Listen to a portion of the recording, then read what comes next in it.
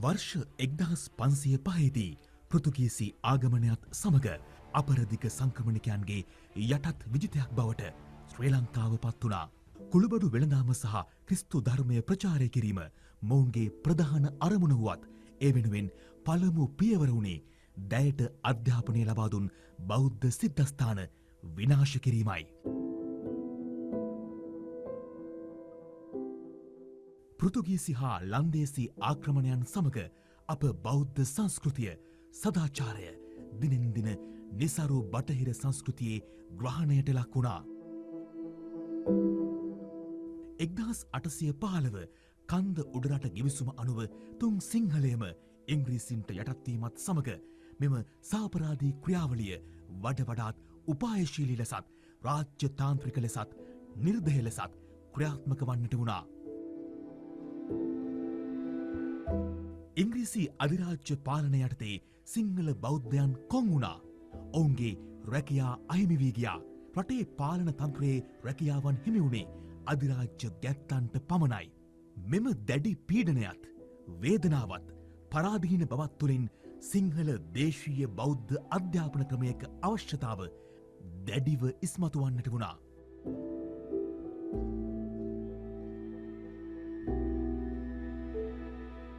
දහ නවවන සියවසේ මැදභාගය හෙළ ඉතිහාසයේ ඉතා වැදගත් සන්ධිස්ථානයක්. මෙවන විට විදේශ ආධිපත්‍යයට ගොදුරු වී දේශීය ශිෂ්ඨාචාරය වල්බිහිවී ගොස් තිබුණා. මේ අතර දෑ හිතයිශී ගිහි පැවදි වියත් විරුවන්ගේ පුනරාගමනයක් සිදු වුණා. එම පඬිවරුන්ගේ පිබිදීම තුළින් ජාතිද්‍රෝහී මිෂනාරීන් සමග උණුසුම් ගැටුම් රැසක් ඇති වුණා.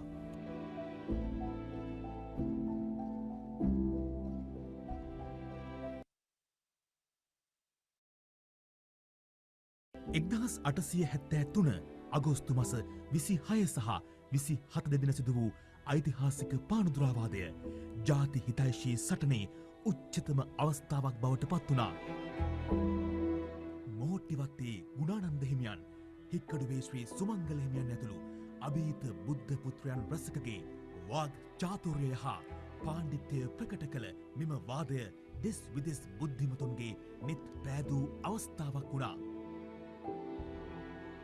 පානදුරාවාදය පිළිබඳ ඇමරිකාවේ පළ වූ ප්‍රකාශනයක් කියවූ කර්නල් හෙන්රි ස්ටීල් ඕල්කට්තුමා 1880 මැයි මස 17 වනදා ගාල්ලෙන් ලක්දිවට ගොඩ බැස්සා.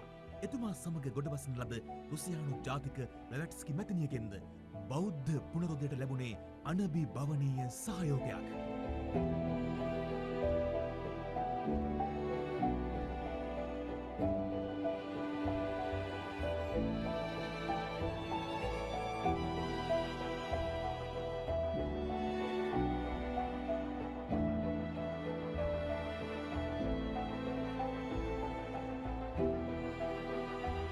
මෙම වකවානුවේදීම එංගලන්ත සභාවේ නායකයෙකු වූ CW ලෙඩ් බීටර් පියතුමන්ද ලංකාවට පැමිණියා.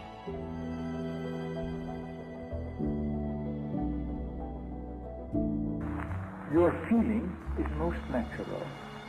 I who speak understand it perfectly. My heart is full of sympathy for all those who are afflicted as you are. But I hope that I can do more than sympathize. I hope that I can bring you help and relief. දේශීය බලවේග ඒකරාශී වෙමින් පැවති එම සමයේදී colonel ඕල්කට්තුමන් සහ එක්ව 1880 ජුනි මස 17 වනදා පරම විඥානාර්ථ සංගමය පිහිටුවීමට කටයුතු කෙරුණා.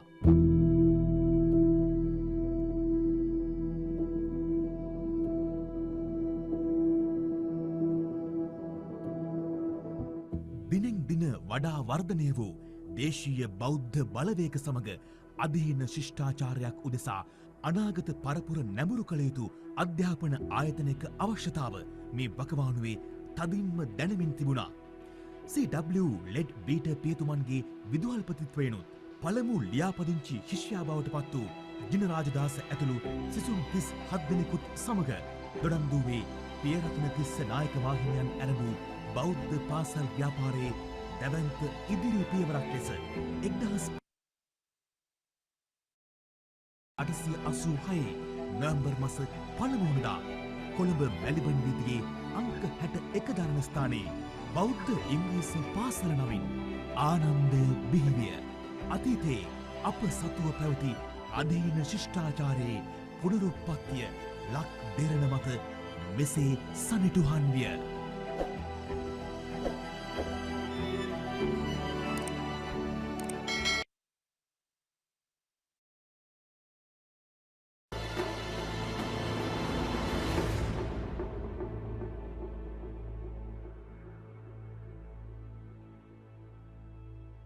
Colonel Henry Steele Olcott is an important Sri Lankan national hero and is perhaps the most important of such heroes who was born overseas. Colonel Henry Steele Olcott was born in 1832 in the United States. A journalist and a lawyer, Colonel Olcott achieved early distinction as an officer in the U.S. Army during the American Civil War, which was fought from 1861 to 1865, achieving emancipation of the slaves in the United States. He served in several important military and governmental roles in the course of his career.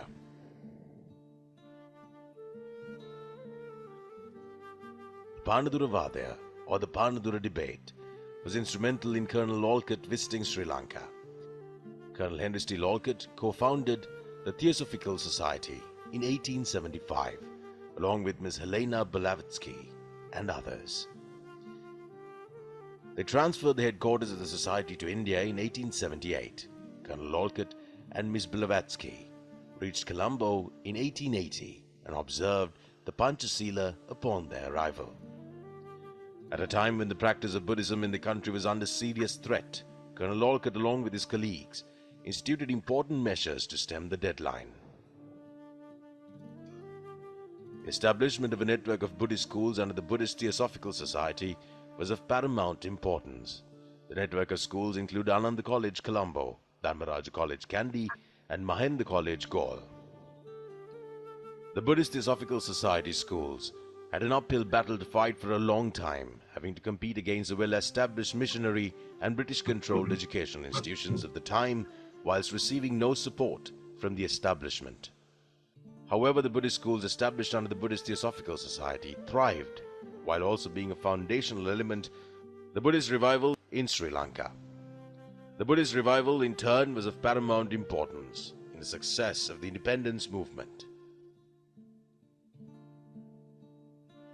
Colonel Olcott passed away in 1907 in Adyar, Chennai. The Buddhist revival in Sri Lanka played an important role in Buddhism, continuing to thrive in Sri Lanka despite many challenges, was also contributing substantially to the realization of independence for the country. Colonel Henry Steele Olcott played a very important role in the Buddhist revival. He is one of Sri Lanka's most important heroes and should be recognized as a key figure in the strengthening of Buddhism worldwide. Such was his enduring influence.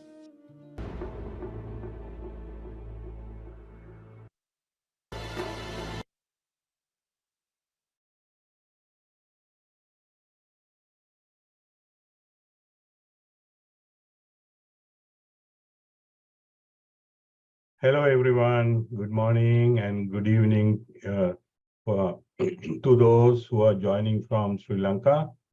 We welcome all of you.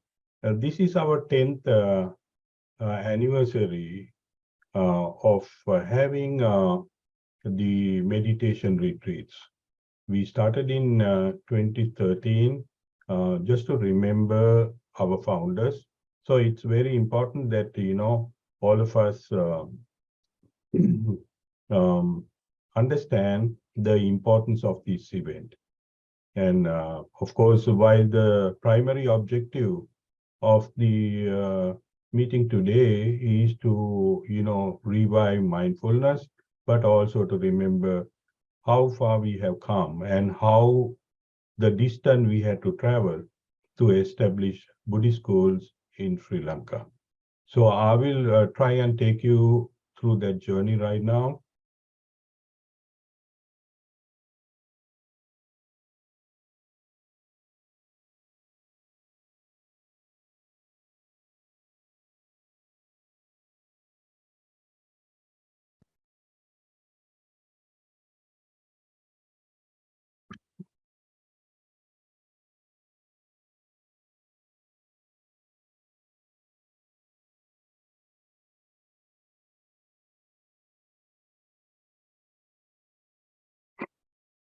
Ananda and Nalanda colleges in Colombo, they are kind of synonymous because Nalanda was born through Ananda. So let me run through some key facts here. As you heard on the video, in late 19th century, it was very bad time for Sri Lanka Buddhism because the Christian missionaries along with the local converters, they were ridiculing Buddhism, primarily because, the local Sinhala Buddhists couldn't communicate with them. And a lot of discrimination was going on, and because they were unable to speak English. And disturbed by this, of course, as all of you all know or heard, that Migatuwate Gunananda Tero had two debates with the Reverend David De Silva, and the final debate was held on 24th and 26th of August 1873, known as Panadura Vadya. This was the key instrument for revival of Buddhism in Sri Lanka. The impact was, of course, phenomenal, and locally people suddenly started feeling proud of the Sinhala Buddhists because they could argue with the missionaries. This was more of a psychological battle, because they were ridiculed by these people who were speaking in English. Internationally, it's kind of, the increase the awareness of Buddhism in the West. And after reading a copy of the debate, Colonel Henry Steele Olcott, an American Buddhist, decided to come to Sri Lanka. And he did that on 17th May 1880. When he arrived, he saw the plight of majority Buddhists due to the suppression. And Colonel Olcott, together with Migatuwate Gunananda Thero, Wali Singh Harishchandra, and Hikkadiya Sri Sumangala Thero, established a branch of the Buddhist Theosophical Society in Sri Lanka in 1881. At the same time, Anargarika Dharmapala joined Theosophical Society as an interpreter to Colonel Olcott. With Sir Olcott's initiative and guidance, Theosophists identified the primary factor for the decline of Sinhala Buddhists was the lack of proper education facilities for Sinhalese. The best situation was to make available or establish educational institutes teaching in English with a solid Buddhist religious background, not with a Christian or Catholic background.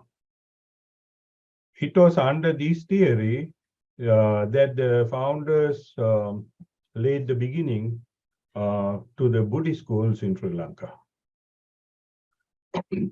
Their primary task was to set up a first English Buddhist school in Colombo, and then expand it to the rest of the country.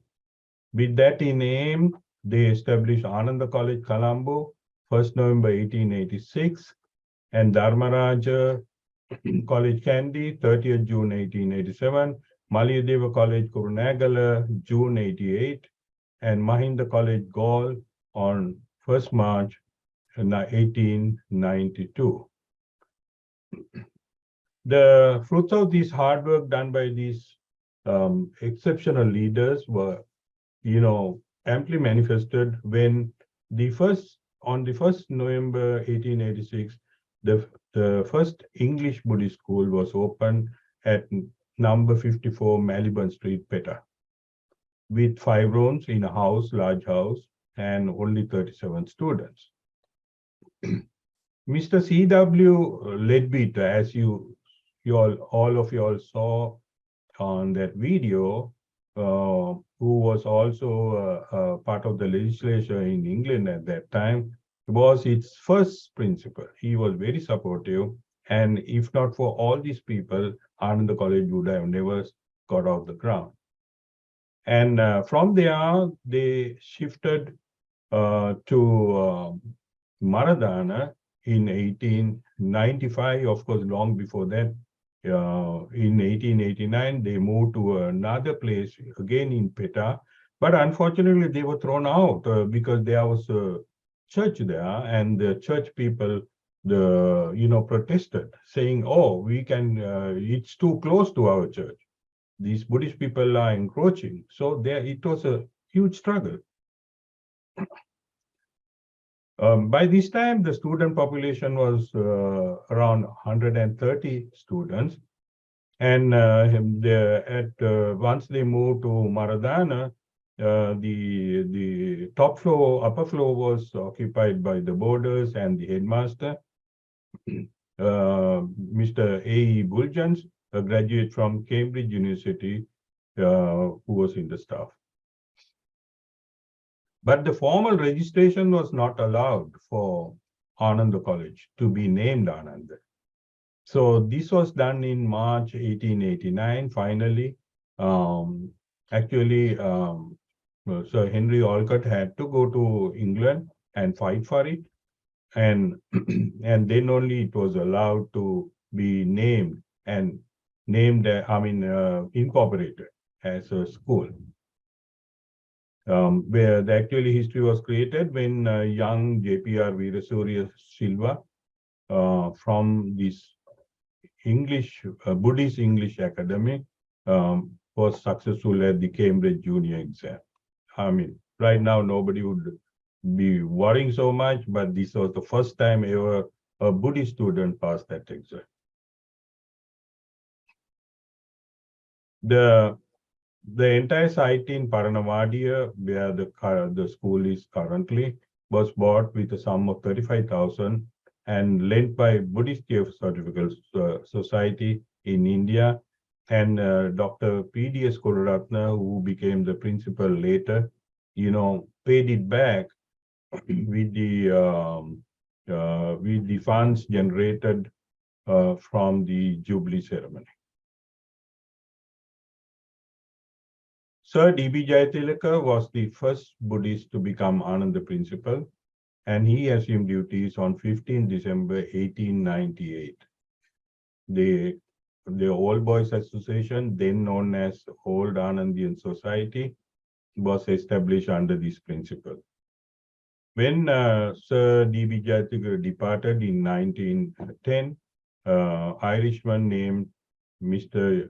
M.U. Moore was appointed in his place.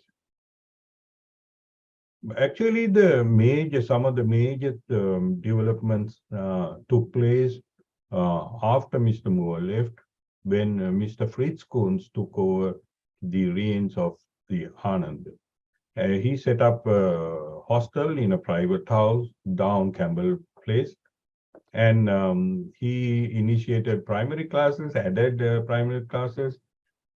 Then a laboratory was set up, and also he created the Olcott Hall, and the previous Olcott Hall was converted into 8 open classrooms. In fact, when I went to college, those classrooms were still there. Right now, it had been demolished and new classrooms have been established.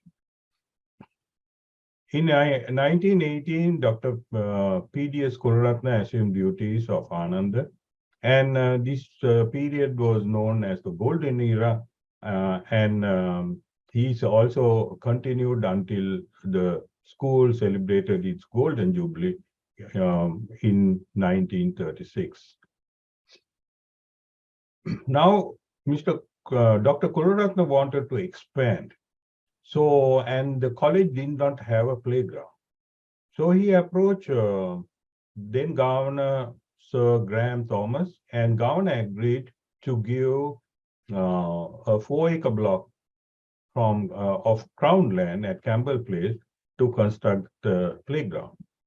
And also, during the same time, school expanded by buying 1.5-acre land from Macwoods, which was adjoining the school, for 60,000 rupees. And with the expansion of the college, moving the college ground to Campbell Place, Dr. Kularatna bought another small property of 1/4 acre and put up some buildings. And part of the college was moved to Campbell Place.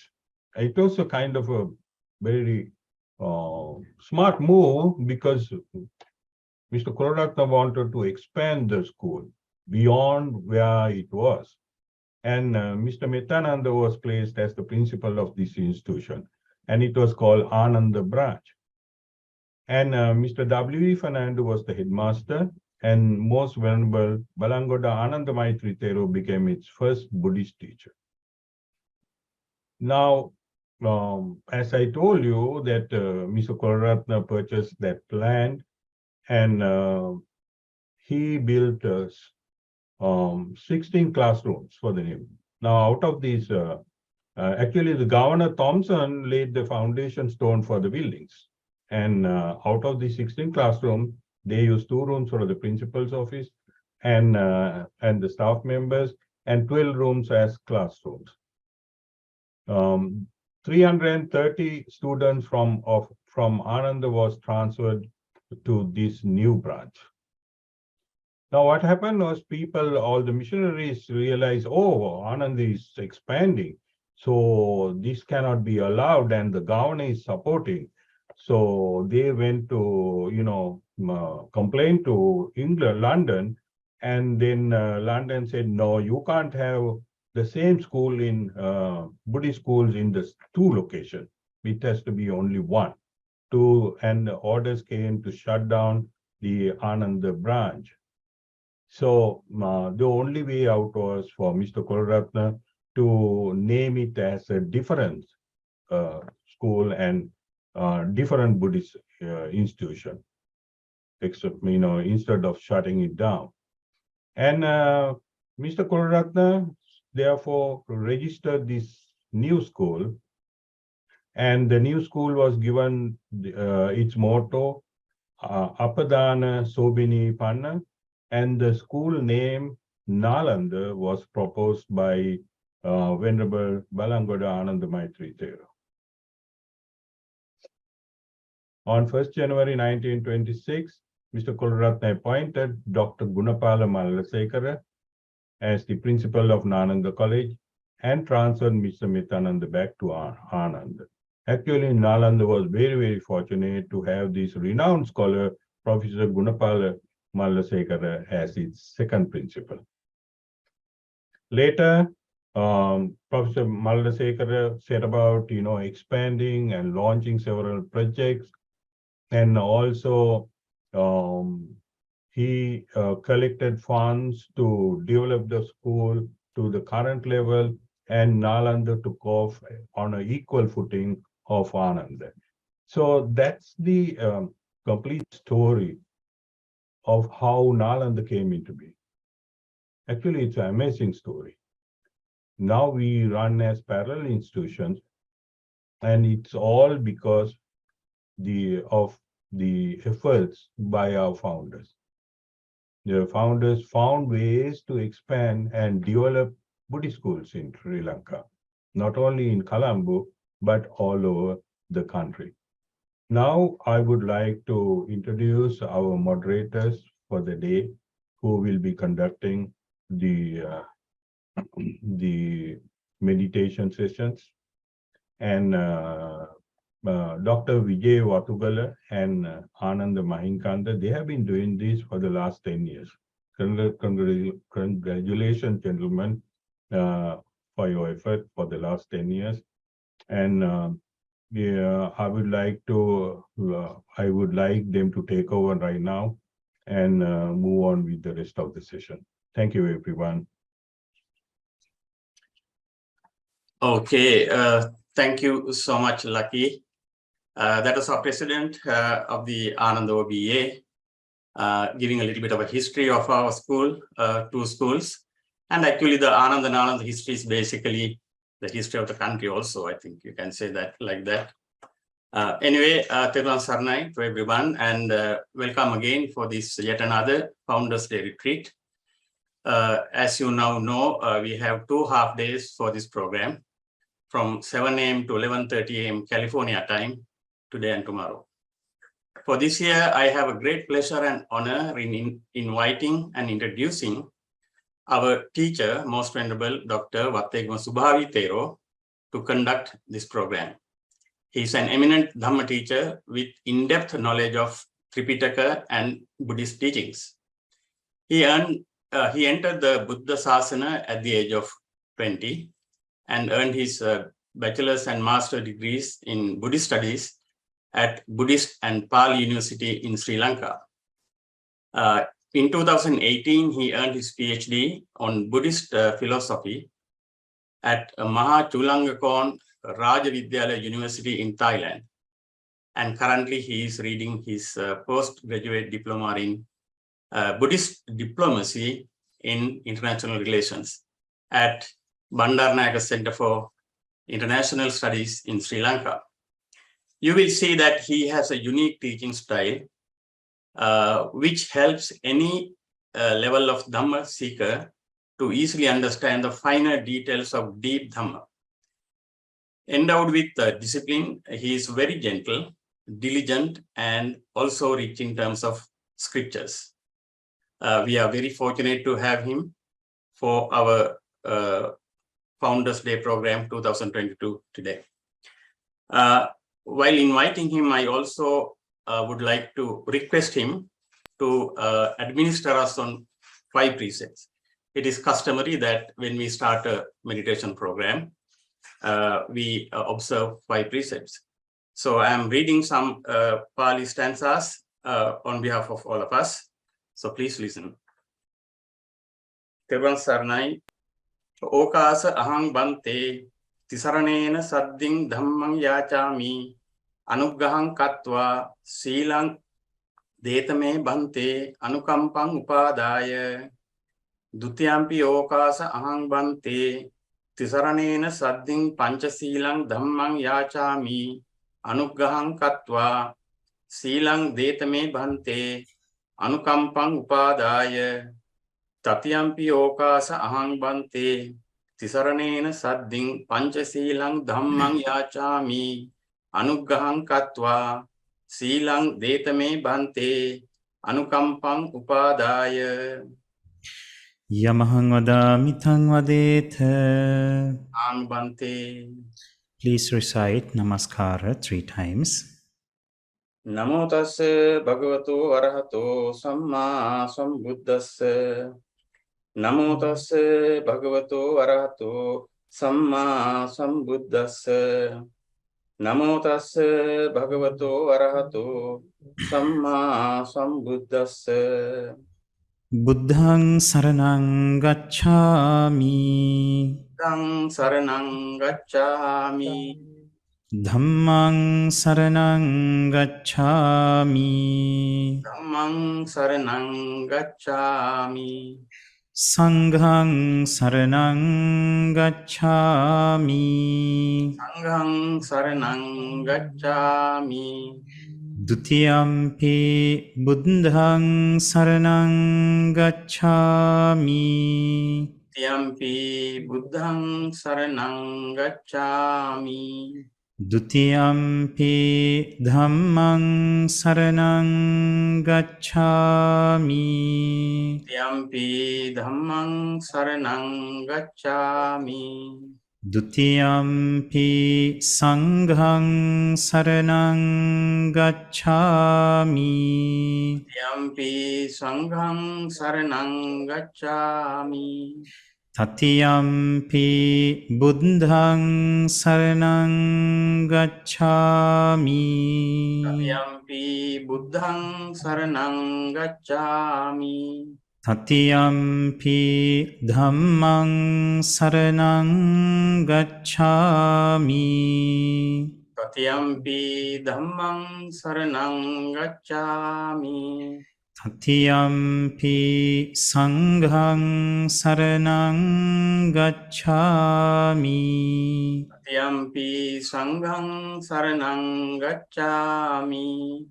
පානාතිපාතා වේරමණී සික්ඛාපදං සමාදියාමි. ආනාතිපාතා වේරමණී සික්ඛාපදං සමාදියාමි. අදින්නාදානා වේරමණී සික්ඛාපදං සමාදියාමි. ඉන්නාදානා වේරමණී සික්ඛාපදං සමාදියාමි. කාමේසු මිච්ඡාචාරා වේරමණී සික්ඛාපදං සමාදියාමි. කාමේසු මිච්ඡාචාරා වේරමණී සික්ඛාපදං සමාදියාමි. මුසාවාදා වේරමණී සික්ඛාපදං සමාදියාමි. සාවාදා වේරමණී සික්ඛාපදං සමාදියාමි. සුරාමේරය මජ්ජපමාදට්ඨානා වේරමණී සික්ඛාපදං සමාදියාමි. සාවාදා වේරමණී සික්ඛාපදං සමාදියාමි. සුරාමේරය මජ්ජපමාදට්ඨානා වේරමණී සික්ඛාපදං සමාදියාමි. රාමේරය මජ්ජපමා දට්ඨානා වේරමණී සික්ඛාපදං සමාදියාමි. තිසරණේන සද්ධින් පංචසීලං ධම්මං සාධුකං සුරක්ඛිතං කତ୍වා අප්පමාදේන සම්පාදේ තබ්බං. ආම්බන්තේ සාදු සාදු සාදු.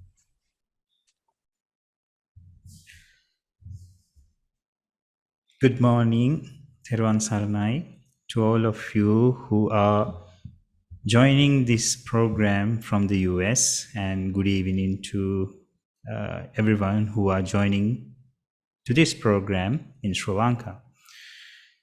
I am happy to be invited to this program, which is all of you who are from Ananda College and Nalanda College. And you have been conducting this program for the past few years, remembering your founders in your colleges. Now, the Buddha, the Lord Buddha, Gautama Buddha, he is our teacher, has told about this or has spoken about this. The Buddha says once, in this world, it is difficult to find people who have gratitude. Now, the word gratitude, we know that what is gratitude. We have to know what others have done to us, the importance of that, and we have to remember them, and we have to, in a way, help them back if we have the time and space. Now, for some people who have already passed, we cannot do any physical thing. So in order to honor them, what we can do is to remember them and to remember what they have taught us, and then to do what they have requested from us. Now, this goes back to, as Buddhist, this goes back to the time of the Buddha. Now, the Buddha himself, he has given us a great teaching that we can all follow and achieve the highest levels of our minds. So, in this process, the Buddha, the Lord Buddha, has passed away. We say passed away in English. The correct verse is parinirvana.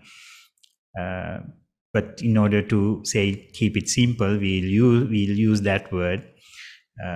He has passed away more than 2,500 years ago. Now, what we have to do is now we can just remember him, or what we can do is we have to do what he asked us to do, what he taught us to do. Now, from the time of the Buddha until the time that the Ananda College and the Nalanda College is founded, even those who have founded these colleges had the same vision. That is the Buddhist way of our life. So in this Ananda College and Nalanda College's founders, they were monks, they were scholars, and they were practitioners of the Buddhism. And they have taught us how to have a balanced life, how to have a great life using the Buddhist teachings. Now, what we have to do now is, we can do two ways, right? There are two ways that we can do. Either we can do the Amisa Puja, right?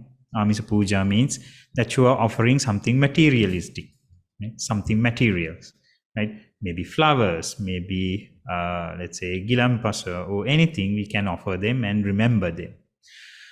And there's the Pratipatti Puja. It means what we have to do is that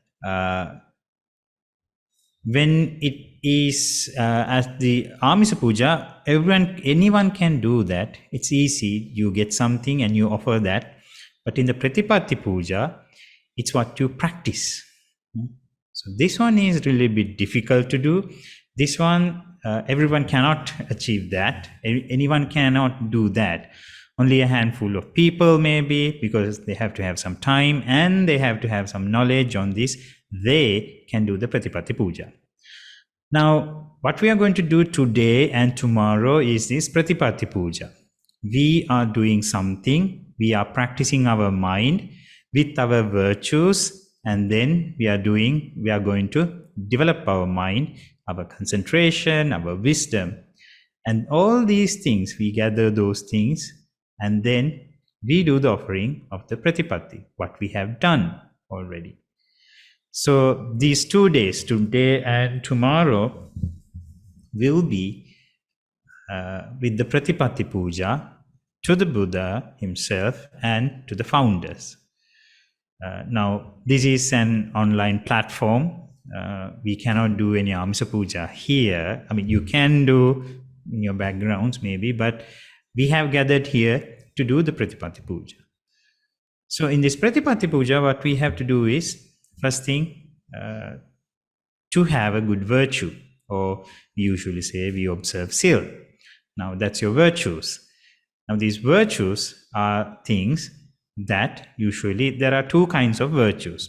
In Pali it says we have Charitra Sila and Varitra Sila. Now, Sila is your discipline. It's a discipline, right? Your virtues. There are two types of virtues. If you take it into simple English, do's and don'ts. So, Charitra are the things that we do. Varitras are that we don't do. So, it's basically, the virtue has two types, do's and don'ts. So the Panchasila is actually a thing that we are not, in Panchasila it says, do not do these things. Do not do these things. Killing animals, do not do it. You rob something, do not do that. Then sexual misconduct, do not do that. Lying, do not do that. Taking alcohol or intoxicants, do not do that. So these are don'ts. So what we have to do is, first, we have to stop things in order to do something. There are some things that we have to stop, and then we can grow from there. It's just like, let's say there's a pot that's going to be filled with water. Now, you can pour the water, but if the pot has holes in that, right? Even though how much you try to pour the water, the pot will not fill from water. Why? Because there are holes. So the water will drop from that pot. So even though how much you try, you cannot fill the pot. Now what we have to do is, first we have to repair this pot and close all these holes, and then you can fill the water. So what we have to do is stop what is going to drop. So just like that, in sila, in virtues, you have to stop doing some things, right? So that's why the pancha sila is there. Now we have to stop those things, and then we can grow from there. Now those are do's, charitra sila. So at first, as Mr. Ananda Mahinkanda said, that you have observed sil, right? The pancha sila. So in there, you are not doing those things. So throughout this program, I hope that, nobody would do that, right? Nobody would kill, nobody would steal, nobody would do sexual misconduct, nobody would lie, and nobody would take alcohol or any kind of intoxicants. So I hope, right? And you must do that. So now we have come to a place that we have been virtuous people. Now, before this meditation, I have to mention that one thing. There are people, they have heard about Dhamma, they know a little bit of here and there of Dhamma, but they don't like to practice, so they don't have the urge to practice. There are a few reasons for that. One is that they see something in Buddhism, but they don't know the true value of Buddhism. So what they say is that, I don't want, it's not valuable for me. That's one thing, right? Now that's the problem with your knowledge or your understanding. That's one thing. And there's another reason is that if one has no virtues in his life, that person has something in his mind that he loses his courage to do the practice. But he always thinks, he or she, they think that I'm not worthy of being a Buddhist, or I'm not worthy of doing meditation, because I know what I have done in my life.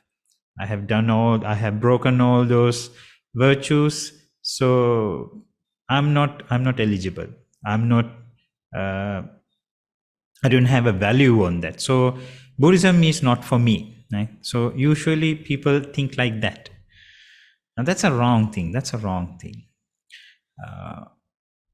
A person can break those virtues. It can means that you don't have to do it, but sometimes because of reasons, because sometimes maybe they lose their mindfulness, and because they have the kleshas, right? These defilements in them, and they can't control those things, so they do this. They break the rules. They break their virtues. Now, because of some reason they break, and they think that is a permanent thing. So I have done this, now I'm not suitable of being a Buddhist. I'm not suitable of practicing meditation. Now that's a wrong thing. People, they have the tendency to do wrong things. They have the doors are open to do wrong things. That's so natural in this world. Now what you have to do is that, yes, maybe some people, they have done those things, they have broken their virtues, yes. But now let's come to we don't have to go towards the history or the past. If we come to the present moment, just now, just right now, right? So there are 55 people here. So every one of us, all of us, come to the present moment. At this very moment, right? We forget about the past. Now we come to this present moment. At this stage, or at this platform, at this moment, if you have taken your virtues again, like the Panchasila, then from now on, you can develop your mind, and you are a Buddhist, and you have the ability to grow. Right? So in your mind, if you have a regretment of something, that I'm not eligible, like I'm a bad person, like that, stop it. It's better to stop it. Because from now on, you can develop your mind from this moment. That is one big thing that we have to understand. So most of the people, and many of the people, they have done certain things. Now you can't change the past, but there are two things that you can change: the present moment and your future. You cannot change your past, but you can change the present moment. By changing the present moment, you can change the future. So, dear Dharma friends, the present moment is the most important moment in your life. What you are experiencing now, right? So if you have a good present moment, if your present moment is in a good way, then what happens? You have a good past. Why? The present moment is the moment that is making the past. The present moment's always past, right? It doesn't stay one place. What we have talked like 5 minutes ago, it belongs to the past, right? So always the past is being generated through the present moment. So the present moment is very important. And the future. The future is decided by the present moment. What you are doing now will create something in the future, right? So if you want a good past and a good future, be at the present moment and be good at the present moment. So this is the most beautiful time that you can have. So stay in the present moment and do all those things, do all the meditation and everything, and then you have a good past. You can think about your past, like let's say the 19th of November. It was a good day. So that's history, right? That like tomorrow or day after tomorrow, maybe next week, you can think about 19th October, 19th November and 20th November. You can say that, yes, my past is good because I have done some meditation in those days. So you have a better past, right? So the present moment is the most important time. So I invite everyone to come to this program and to be at the present moment and do these practices so that you have a good past and a better future. Now, when we are talking about Buddhism, we are talking about meditation because that's the highest thing that we can do. Now, why meditation? This question, I think maybe you have got answers throughout your life. So, Buddhism is a philosophy, a teaching, or a pathway that mostly talk about the mind. Now, it doesn't say that you don't have to take care of your body. It says you have to take care of your body, but more than that, you have to take care of your mind. So it's a mind-based philosophy. So the mind, as the Lord Buddha says, the mind is the foretaker or the forerunner. So mind is the most important thing. So with your mind, if you do good things, you get the good results. If you do bad things, you get bad results. So that's the first stanza of the Dhammapada, right? Mano pubbangama dhamma, mano setta mano maya. Maybe you have already heard those things. So in meditation, what we're trying to do is we are developing our mind. Now the word bhavana, right? The word bhavana, in Pali it says bhavetiti bhavana. Now the word meditation is actually it's a word that is coming from the Roman script or Roman language. To meditate is to focus on one thing. So that's meditation, as in English or as in Roman. But the word bhavana is different. We are not just focusing on one place. So bhavetiti bhavana, the Pali word bhavetiti bhavana means you are developing your mind. Right? You are developing your mind. So development is always something that we grow, right? Something that's growing something. So how to grow? There are two ways that you can grow, right? either in a positive way, either in a negative way. Negative way, you can develop your mind through negative systems, right? So if, let's say, a thief, he is developing his mind through a negative system, and he gets all the negativity. Now, a person who has positive or wholesome system, he develops the wholesome system and he gets the wholesome results. So in bhavana, as in bhaveti iti bhavana, it means that you are developing your mind through wholesome factors, right? So not the negative ones or unwholesome facts, right? Because as I said, people say that, yeah, anything can be a meditation. Maybe a hunter is developing, he's having some concentration, right? He have to focus and kill the prey, kill the animal. So one might say that, yeah, he's doing his meditation because he's trying to focus on something. So you say, yeah, the meditation, it's about that, right? You are trying to focus on something, but there are two things. It's two different things. So what we are doing now is develop our mind, right? Cultivate our mind with wholesome things, not unwholesome things. Right? So this is how the meditation is being explained. Now, there are various kinds of meditation. Maybe you have already heard. There are two types of meditation. The first one is the samatha meditation. The second one is the vipassana meditation. Now, in samatha meditation, what we are trying to develop is the focus. Yes, the focus, right? The concentration. That's the first thing that we are going to develop. And the vipassana is analysis part of meditation. You analyze the world, analyze things, and try to understand how the world is working. What is the system? So only in vipassana you can see that everything is changes, right? Nothing is permanent. It's always anicca.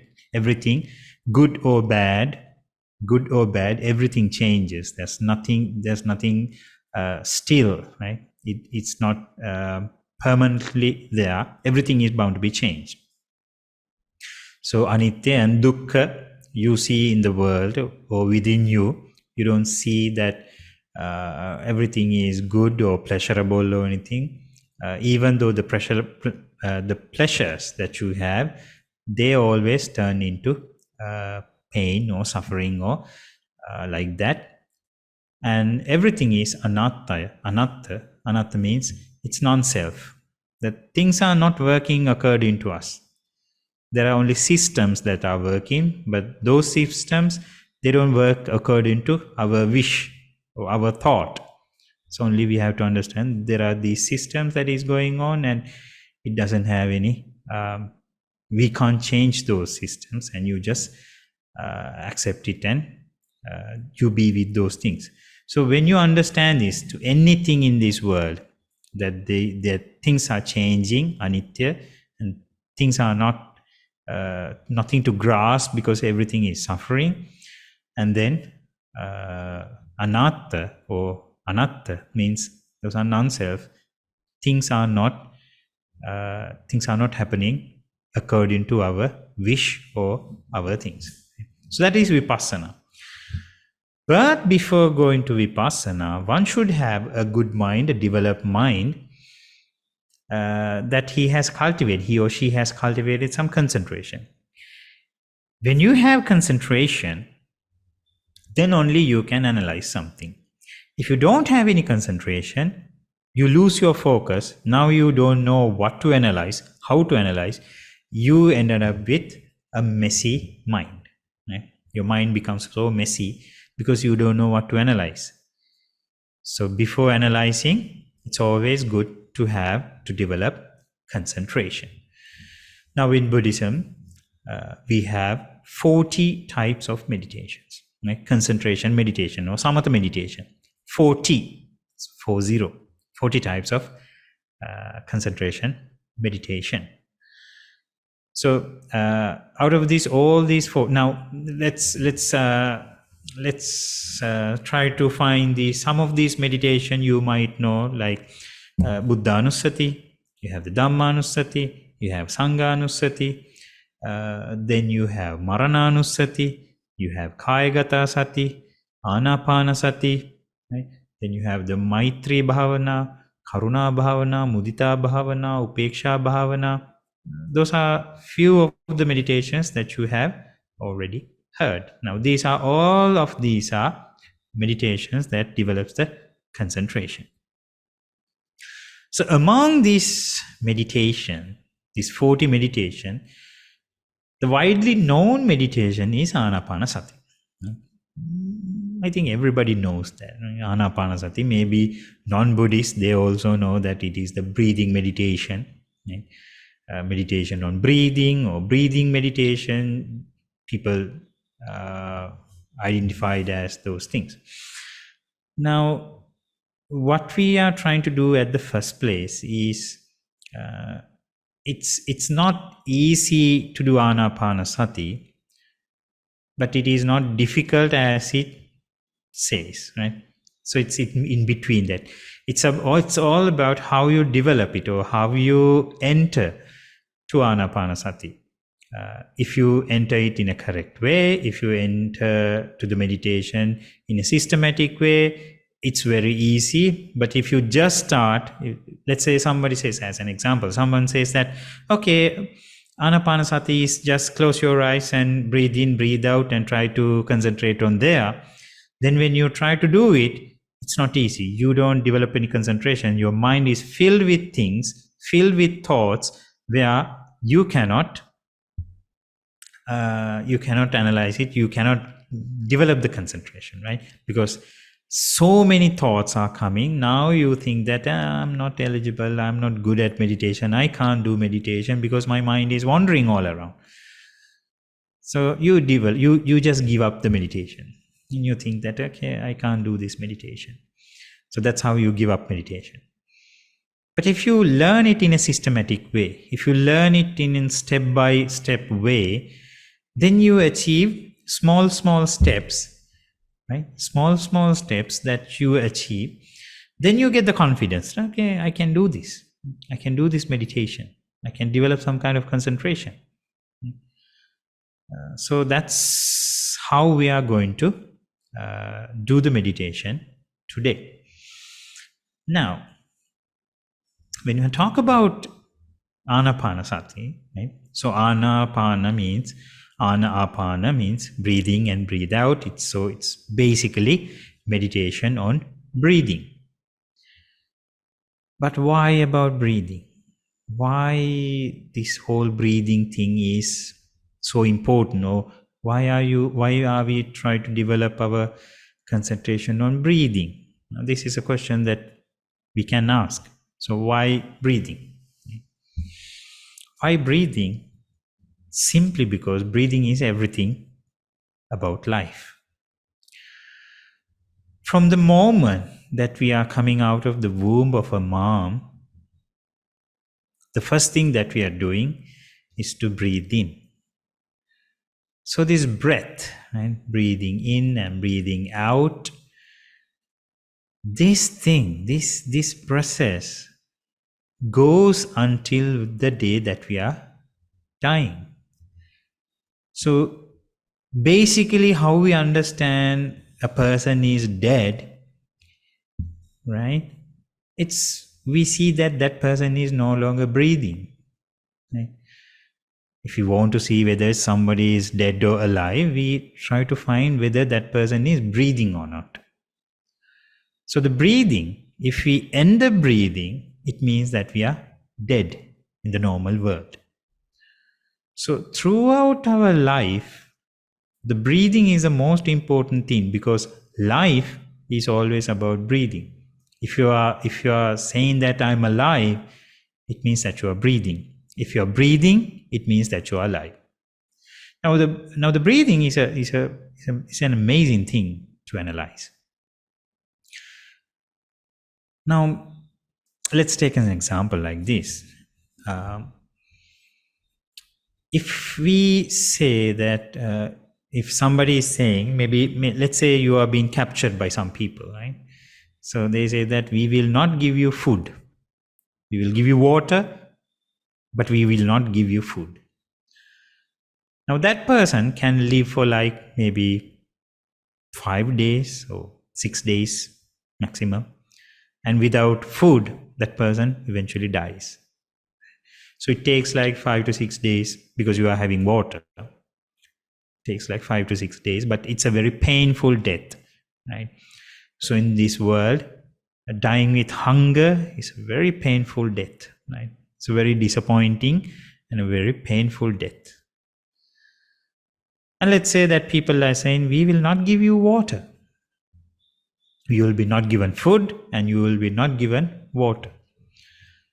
So when you don't get water, maximum you can live like 3 to 4 days. Maximum is like 3 days or maximum 4 days.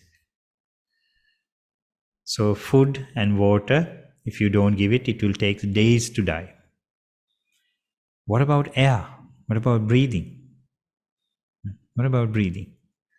How many days can you live without breathing? Days? You can't say days. You can't stay days. You can't live like 1 day without breathing. Right? 12 hours? No. 10 hours? No. That's 1 hour? No. You cannot live without breathing for 1 hour. It only takes like less than 5 minutes, right? Maybe maximum 5 minutes. It's a person who has trained like a diver. He can keep his breathing hold, right? He can hold his breathing and he can stay maybe like 5 minutes maximum. But then eventually he'll die too. For us, like normal people like us, it will take like maximum 2-3 minutes, right? 2-3 minutes. So you can stay alive for 5 days or 4 days without water and food, but you cannot stay at least 10 minutes, at least 5 minutes without breathing. So breathing is life. And the breathing process, it happens, it's an automatic system, right? So you don't breathe purposely. You don't breathe in purposely. You don't breathe out purposely in a normal day. It happens, right? It happens. Even when you're sleeping, the breathing does not stop. It doesn't stop. It always happens. If we stop breathing, it means that we are dead. But it happens every day, every time. When we are talking, when we are eating, when we are drinking, when we are sleeping, when we are running, when we are working, all the time the breathing is happening. So it's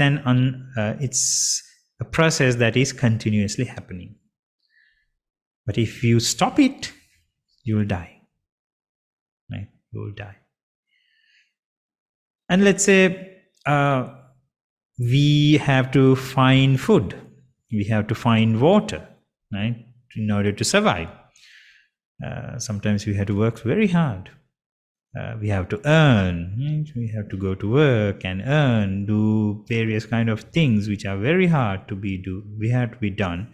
We all do those things to get something, to get some money and to buy food and drinks. So food and drink, it needs money. But the air that we breathe, you get it for free. Now maybe in hospitals you have to pay for oxygen, right? You have to pay for a little bit of oxygen, but in general life, we breathe for free. We breathe for free. So the most essential thing in the life, the air that we are breathing, we get it for free. How fortunate we are, right? It's very fortunate that we are still living in a world. There are pollution in the world, yes, but still we are breathing for free. So that's a blessing from the nature that we are getting. So the breathing is free. You don't have to pay for air. It's a free thing. But it's very important thing, because if we stop breathing, we will die. So naturally, everything is being kind of set, right? It's kind of organized. Free air and the life is on breathing. So everything has its own connections. And the most important thing, right? This breath, right? Breathing. There are two places that we inhale and exhale. The first place is normally the nose, right? We take the air from the nose and we breathe out from the nose. If we are tired, if we are running or doing something, or if we are scared, something has happened, we start to breathe from our mouth. Right? So those are the only two places that you can breathe in and breathe out. There are no places. I don't think you breathe from your eyes or ears, no? From your hands. No, not any body part that you can breathe in or breathe out. There are animals that they breathe from their skin, but not humans, right? Not humans. So we breathe in and we breathe out through our mouth and nose, but most of the time it's the nose. So there are like two holes in the nose, right? Yes, two nostrils, we say. In a simple way, there are two holes that the air is going in and it comes out, right? So let's say an average person is like let's say 5'6", right? 5'6" or 5'8" or 6 feet. Let's say 6 feet, right? 6 feet, a normal person's height, right?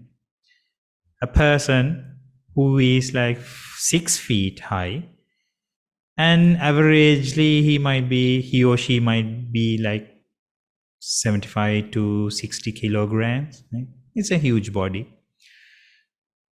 In order to function this whole body, you need the air, you need oxygen, you need the breathing. But all you have are two small holes, right? Two small nostrils that the air is going in and out. So that's another advantage, right? It's another advantage when it considers to meditation. Why? Then you don't have to focus everywhere. You don't have to focus on everywhere. There are only these two nostrils, right? Two places, right? That you have to be aware of, because all the air is going from those two small nostrils. So in this nature, to do anapanasati, everything is being set, right? It's kind of set. Everything is perfect for anapanasati or this breathing meditation. Because out of this whole body, there's only one small place, the nose is the only place that you have to concentrate to understand about the anapanasati, or to do the anapanasati. Now, let's talk about another thing. So, breathing and our mind. Can we find any kind of connection between those things? Your breath and your mind. So, in discussions, I usually ask questions, but there's a Q&A session, right? So I will not ask this question. I'm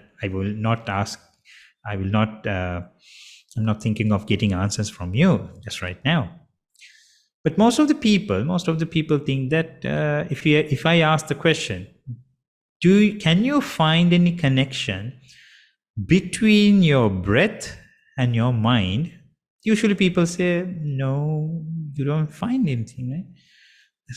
There's no connection between your breath and your mind. Mind is another thing, breath is another thing. So there's two different things, right? That's how we talk, that's how we say. But there's a connection. There's a very amazing connection between mind and your breathing. Why I say that? Let's go to our experience. Let's go to our past experience, right? Let's say you have been scared, right? Or you get angry. Let's go to the easy one. Let's say that you are angry. You get angry. What changes when you get angry? Right? Your mind is now real anger. What changes? What are the changes that you can see? You can feel some heaviness in your heart and the hardness in your body. You become stiff, right? And you can experience your breathing is now different. Your breathing, you inhale and exhale, it's totally different than a normal time.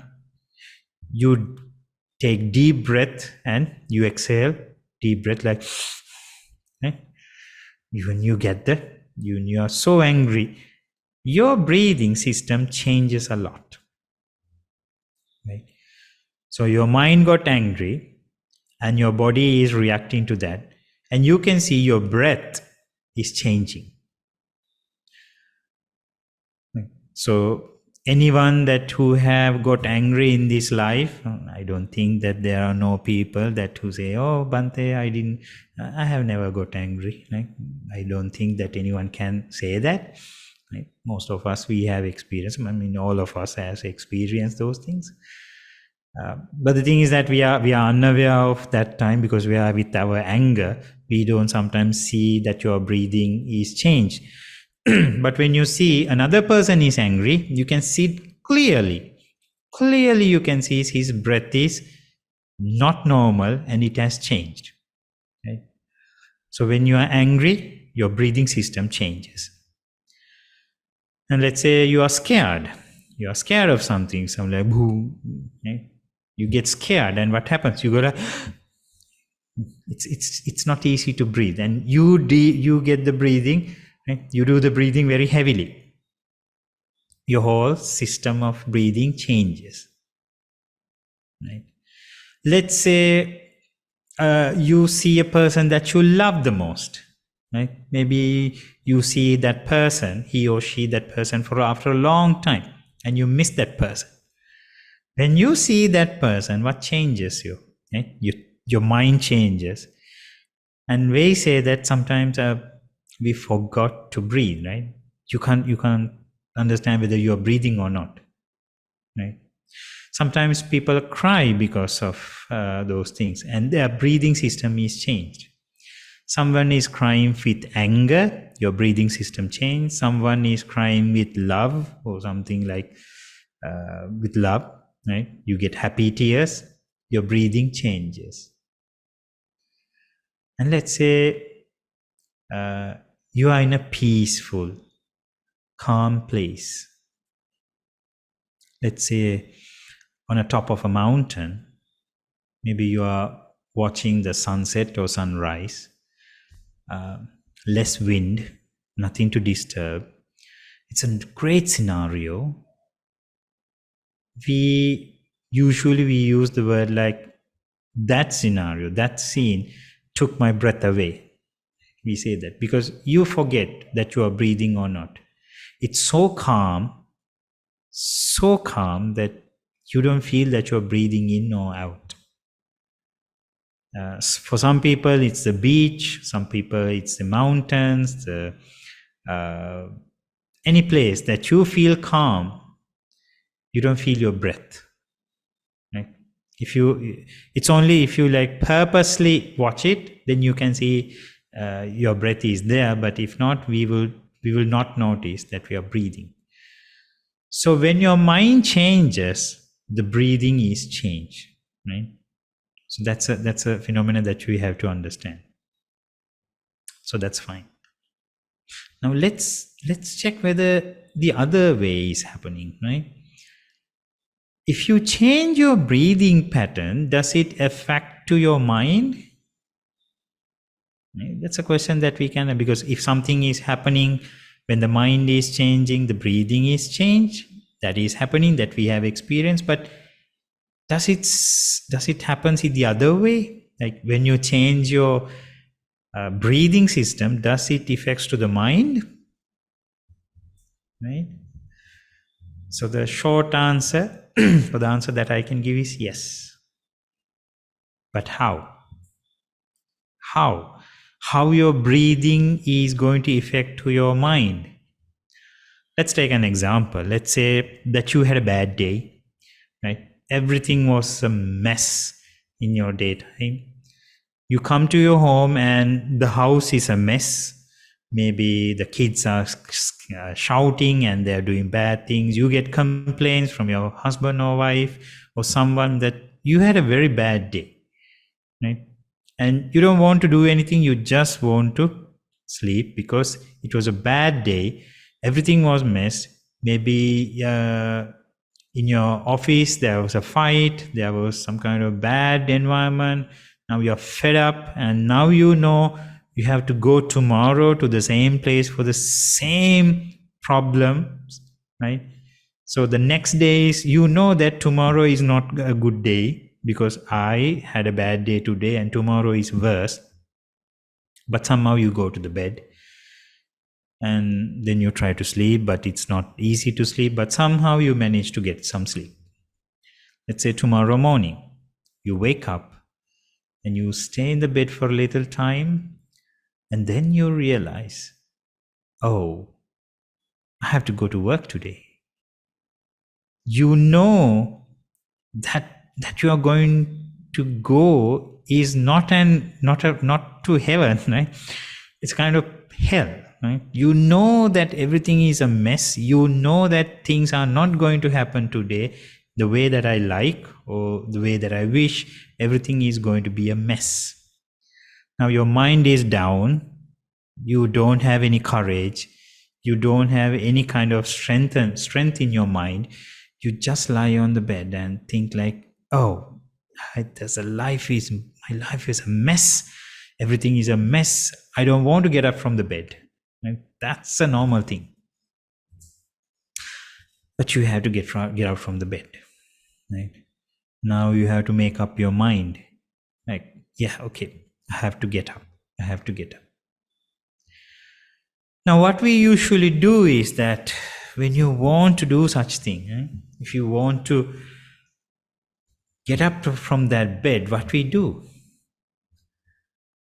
We take a deep breath, right? We take and we exhale. Okay, I have to get up. So you get some kind of courage, right? You are taking some kind of strength. Did the air gave you that strength? Like are the air that's around you that has some kind of energy, right? That goes inside and changes your mind, right? No.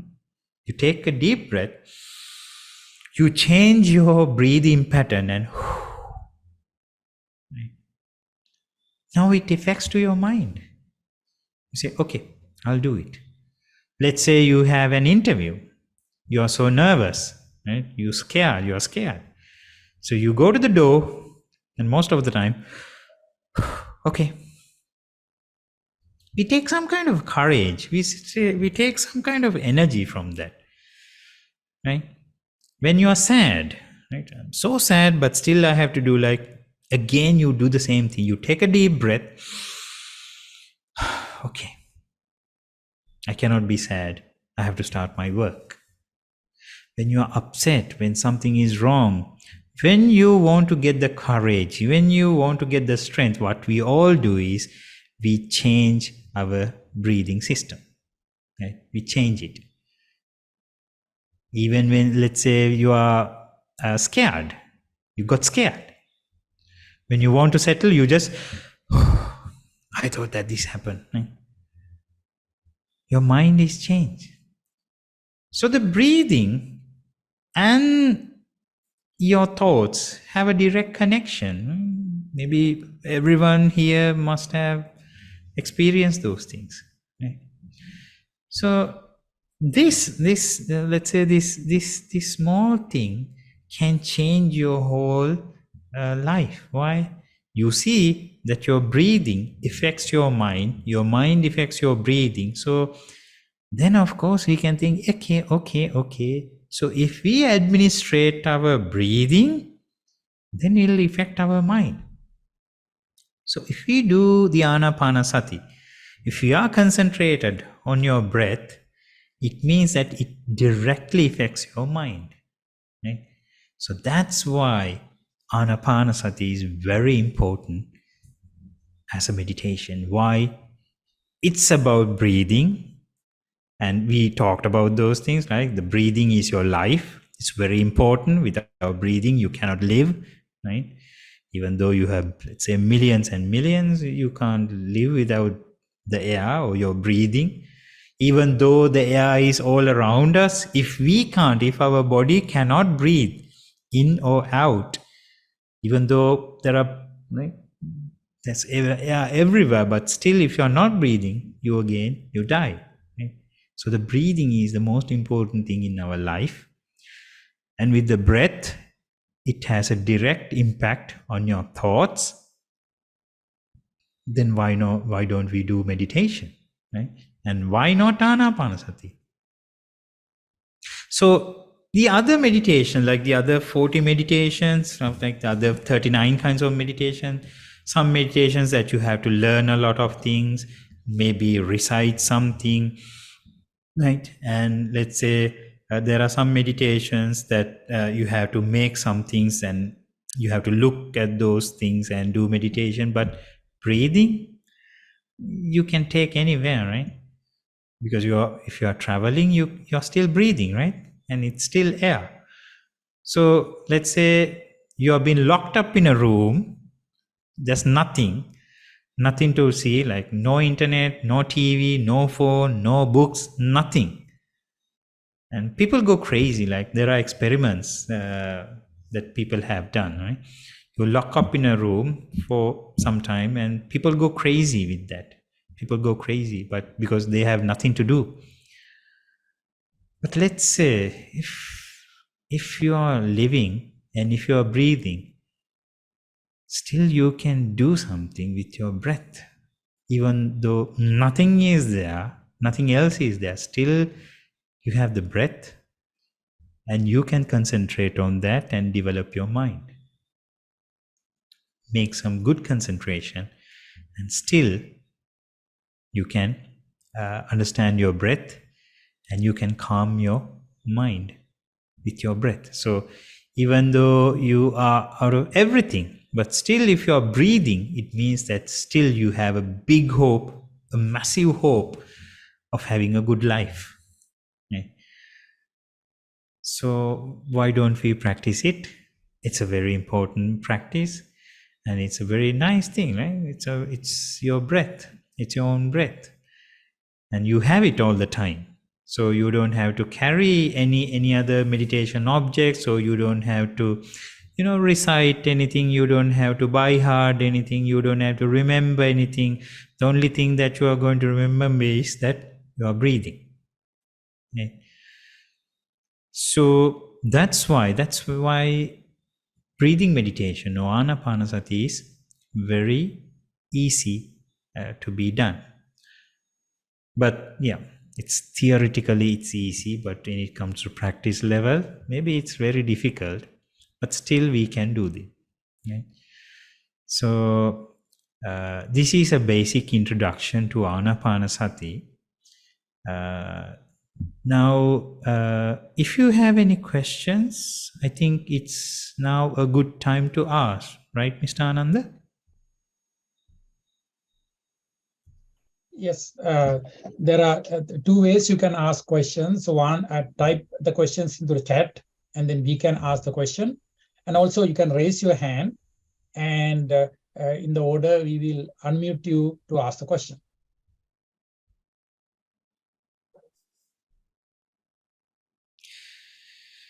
Bhante, Yes. as they are kind of maybe thinking about the questions, I have a question Okay. to keep this going.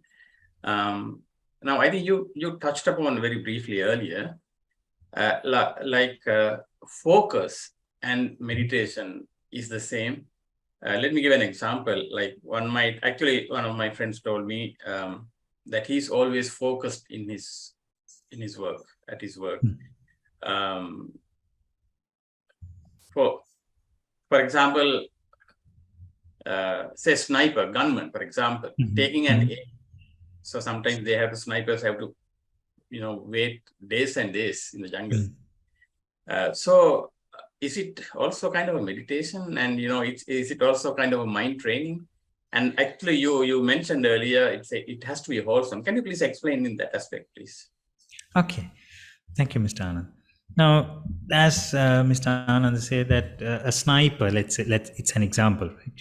So a sniper should have to stay at one place for days and days to get a target, and usually he cannot move a lot, right? He cannot go here and there. He has to sit or to lie down on somewhere and try to keep his maximum focus on his target, right? So what is his intention? What is his intention? Does he have a weapon or a thing that gives life to someone or to kill someone? Yeah. So a sniper is a person who kills someone, right? So it means that he is not giving life, he is taking life. So that's in Buddhism it's unwholesome, right? So killing, stealing, sexual misconduct, lying, taking alcohol or intoxicants, and all of those things are unwholesome things. So he's, like I said, like there are positive developments and there are negative developments, right? The positive development is the wholesome development, the wholesome systems, right? And the unwholesome system are the negative ones. So generally a briefing, so a sniper is developing his mind through his unwholesome system. Like he has some kind of concentration, but it's not wholesome, because he's developing his mind to concentrate to kill someone. Now that's not good, that's not wholesome, it's unwholesome. While Buddhism is we take wholesome things, like the concentration. Let's say Buddha Anusati. Let's say the meditation Buddha Anusati. So you're focusing on the qualities of the Buddha, right? You're recollecting the qualities of the Buddha, and then you recite it. Maybe then what happens? It makes you calm. It makes you happy. It makes you tranquility. Yeah? So you get those results. But a person who is, let's say, a person who is trying to kill someone or to steal someone, they don't have those qualities. They don't get those results. They get excitement. They have fear. They have anger. They are not, most of the time, that they have uncertainty whether this thing that we are going to do, whether it will happen or not. They are so anxious, right? Those things are developing in their mind while trying to focus on something. But in the system of the wholesome system, it doesn't happen. You are more concentrated, you are happy, you are calm, you are peaceful.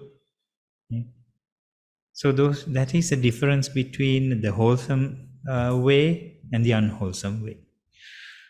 I think, Mr. Anand, you got the answer to that question. So basically what you say, Bhante, the Buddhist meditation has to be always wholesome, right? Is that right? Yes. Okay. It is always wholesome. Okay. There's a question. Dilash, you can ask the question. Hi, Bhante. Yes. So I'm very interested about subconscious mind and how it operates, how it controls our breathing. Is that right? I'm on the right path. Our subconscious mind controls our breathing, right? Okay, come up with your question. I'll explain. Let's see. So we because without our knowing, a lot of things controlled by our subconscious mind, right? So because that's the practice or intuition or something happened in our lives, so our subconscious mind trained to do that. This is my understanding. Okay. So when we in Anapanasati, when we concentrate on breathing, when you go deep into anapanasati, are we reaching how our subconscious mind operates? Okay, interesting question. When we try to focus on anything, it's say like anapanasati or any other meditation. So when you are going deeper and deeper and deeper with your concentration, there's a level that you will understand your mind. Like let's say like subconscious mind. We can use that word. We will use that word. So one is when we are trying to concentrate and we go deep inside, deep in the concentration. There's a place that you can access to your inner deep mind, where you can see the wholesome things, unwholesome things, right?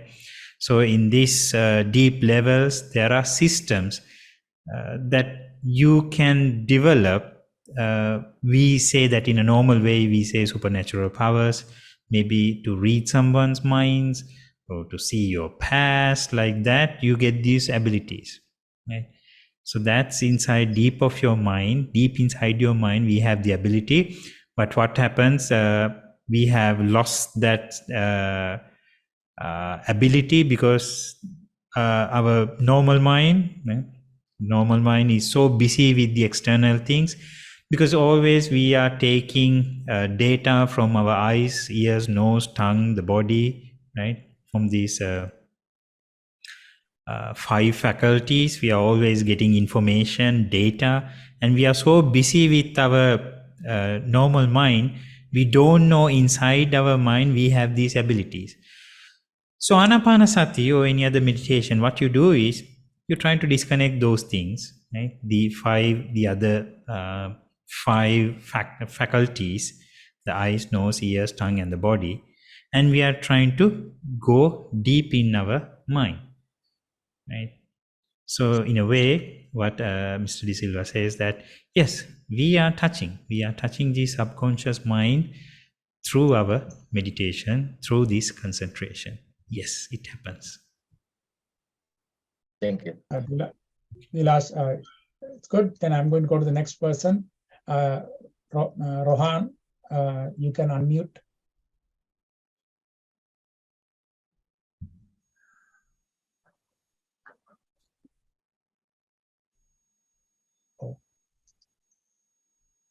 Can you hear me, Bante?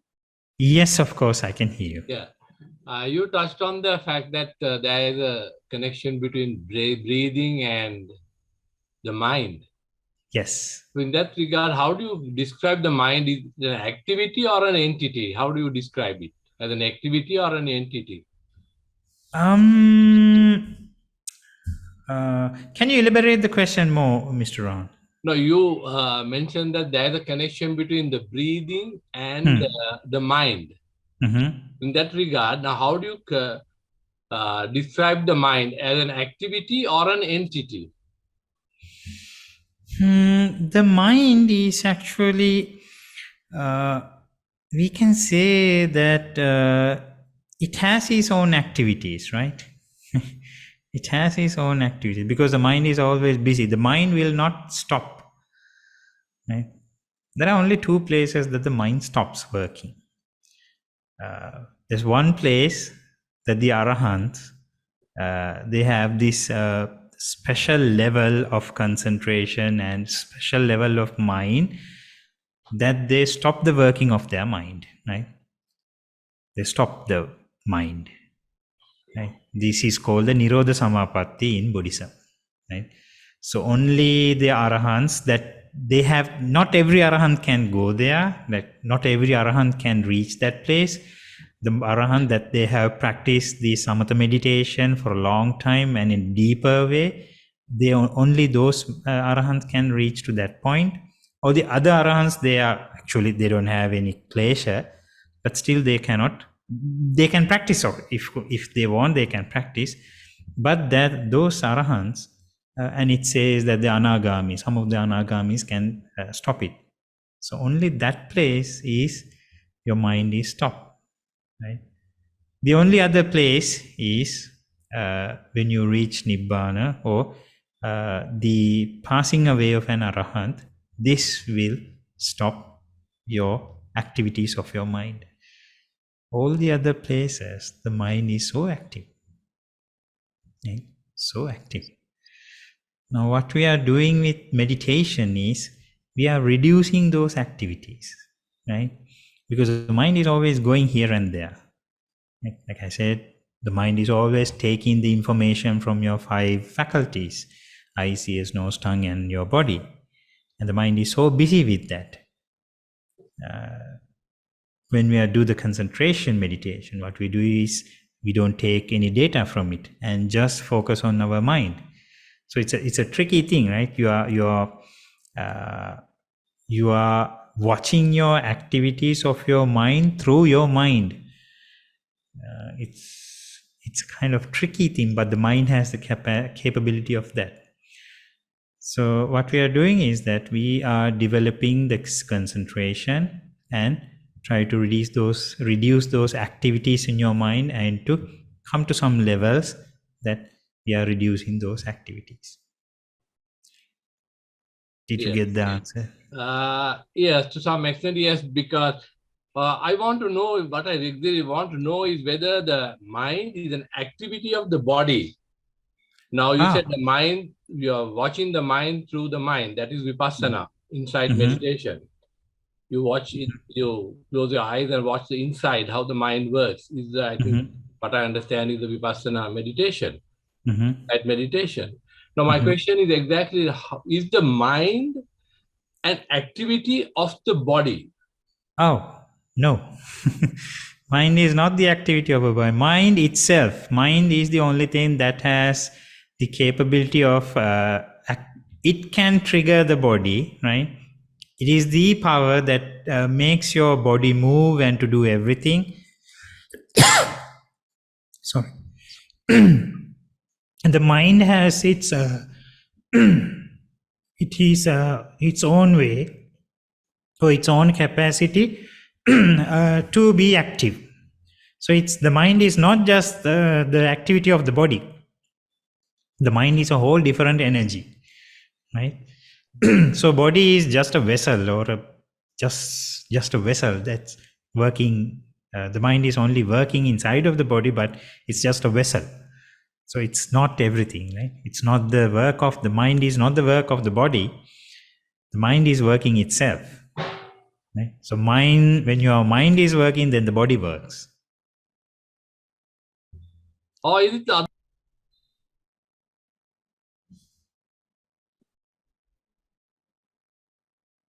Hello? I'm Amare. I think we lost him or something. Shall I go to the next one now? Yes, please. So we are, Chamali, you can unmute. Okay. Venerable Bhante, I have a question about mindfulness as an extension of Mr. Ananda's question. So I understand that the meritorious mindfulness versus unmeritorious mindfulness. But if you consider like in the middle, like for an example, like as a lot of scholars do, like lesson planning or grading or making question papers. So how do you see, like we are really focused and do it, especially at this time of the year. So how do you explain that mindful related to merits bumping? Okay. So so usually it says the mindful is be at the present moment and observe things, right? So mindfulness is now there's a tricky thing about mindfulness and concentration. Those are two different things. So I was listening to one day, there was a program about mindfulness. So it was a mindfulness forum or something like that. And there was one professor, he says that mindfulness is a mess. That was how he was saying. Mindfulness is a messy thing. Because when you are in mindfulness, what you say is you observe your mind, right? You observe your mind, you observe the things that you can see or hear. You are just at the present moment. So the present moment, right? It's when the mindfulness comes, it always be at the present moment, and you are just analyzing or you just see what's going on. So if you are in a messy place, if you are in a place that things are very bad, then with your mindfulness, you get bad experiences, right? You get bad experience. So mindfulness is just to identify what's going on, right? So concentration is a different thing, right? Concentration is a different thing. Concentration, you can choose to be concentrated. Mindfulness, if you open up your mind and be mindful with everyone, you see everything, right? But again, you can choose to which part should I use my mindfulness, then it becomes concentration, right? So mindfulness is usually what's going on. Let's say someone is doing chittanupassana, right? So he is checking on his mind. So the Buddha says, sadosang va chittang, sadosang chittanti pajanati. So that's how you practice chittanupassana or your mindfulness in your mind, right? So when you see that you are angry, you see that you are angry. So when you see that you are angry, it means that you are seeing a messy mind, right? Mind is filled with anger, right? So it's not a pleasant thing to see, right?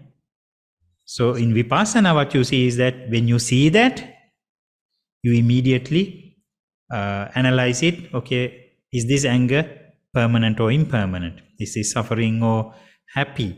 Is this thing that you have the control or not? Like that, when you analyze, then then you can understand, and then you can be you can go far away from your anger. Now, when you are doing, let's say, exams or reading and other stuff, you are mindful. Yes, you are mindful with what we are reading and other things. Yes, you are mindful, but that's not concentration, right? Through your mindfulness in Buddhism, in meditation, through your mindfulness, you are focusing your mindfulness to a place to concentrate. And it's not, and the area that you are practicing your concentration should be getting smaller and smaller and smaller, right? So that's the system of the Buddhist meditation in the concentration meditation. So when you are reading, let's say you are reading a book, you are reading a whole book, right? You are reading thousands and thousands and words. In those words, you have knowledge, say, let's say you have feelings. It's filled with those things. So yes, you can say that is mindfulness, but you are not practicing concentration, or you are not practicing vipassana. You are not talking about anitya dukkha anatma like that. So you cannot say that's a wholesome thing. That's a normal thing maybe, but it's not mindfulness that is going to develop your concentration or your analytical capability of the vipassana. I hope you got the answer. If there's anything, please let me know. I had a clarification question for that. So like my experience is that we have some like Sean said that the mind is a mesh. So you can, if it is bad things you see, you can have a bad experience.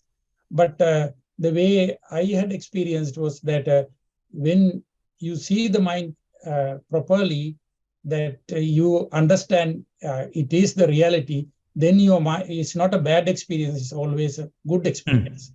So like I remember that there was some research that people have done. I think there's like an app, I think that you have to click how we, I don't remember the details, something like, with what is your feeling. And then they found that the people, they can correlate, if they were mindful, they were always happier. and it doesn't matter what they are doing. So I thought that what do you think about? So Yes. When you add your mindfulness with your concentration, then it's not messy, right? Because let's say some people they get the mindfulness, like if something is very bad, they are mindful, they are aware of what their mind is going through. But the thing is that they cannot control it because they don't have the ability. They have not practiced their mind. And they say, let's say, like we get a lot of people, they say that, Bante, I know now my mind is a mess. I get angry. I know that I get angry, but I can't control it. That's what they say. So mindfulness always should be a thing that you have to practice along with your concentration. Without concentration, mindfulness is a mess, right? Because you know what's going on, but the thing is that they don't know how to direct it in a way. Like let's say people who are practicing mindfulness meditation, of course, when they are mindful, it means that they have practiced concentration too. So the concentration is a very, very powerful thing. So that's why we have two things like Samma Sati and Samma Samadhi. So Samma Sati is your mindfulness, but Samma Samadhi comes along with that. Samma Sati and Samma Samadhi, they don't work different ways. They work in the same system. Two different things, but works in the same system. Right? So yeah, I understand. So that means the mindfulness gives you awareness, but you have to know how to use it. If you don't have the techniques, that could be messy. That's a mess. So we learn the techniques. Yes, I understand. Yeah. Mrs. Shamali, I think. Yeah. I'll call the next person. Lucky. Hello, Swaminathan. Yes. I'm going to rephrase Ananda's question. And actually, I'm a target shooter. I have taken part. So changing the situation. Anand, you are not supposed to say another word. The thing is, I have been shooting since I was a small child and practicing to shoot target for competitions. Okay. And, till when I was middle-aged, although I was successful at national level, could not be successful at international level. Then once I was in Australia, I came across this program where, it was program was mental management for shooters. In that, very surprisingly, the program started with breathing control. So you have to lie down and you focus and relaxing your body, controlling breathing, and the program continued to develop step by step, going into, we used to call ourselves going into a self-hypnotic state. And little by little, of course, it took months, and then our objective was to reach a place called a triad state. In the triad state, once you reach there, which we could, initially it took me like half an hour to maybe 1 hour of focus to get into triad state. Then during this program, while on this program, the program started giving me shortcuts. And I could get into triad state by just one phrase. Immediately you can get into, that was the objective, certain objective. Once you get in triad state, you could just lie down, go into triad state, and then I started shooting virtual matches in the triad state. Where no mistakes are done. The perfect side pictures, perfect shots, and so on. It's all in subconscious mind. Okay. And then while in competition, all what I used to do was to immediately using that phrase, go to triad state, and then there is a key word or key couple of words that I have to tell, because shooting is a complex sport like golf. You have to control mind and body completely to get that perfect shot. into such a small target. So in that, while at the fire shooting position, I have to go to triad state. And then when everything is okay, I just say, beautiful sight picture. Actually, without my knowledge, my gun fires. It's an automated response.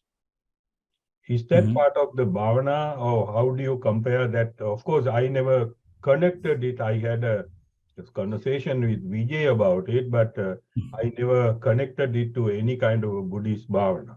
So is it the same thing or different?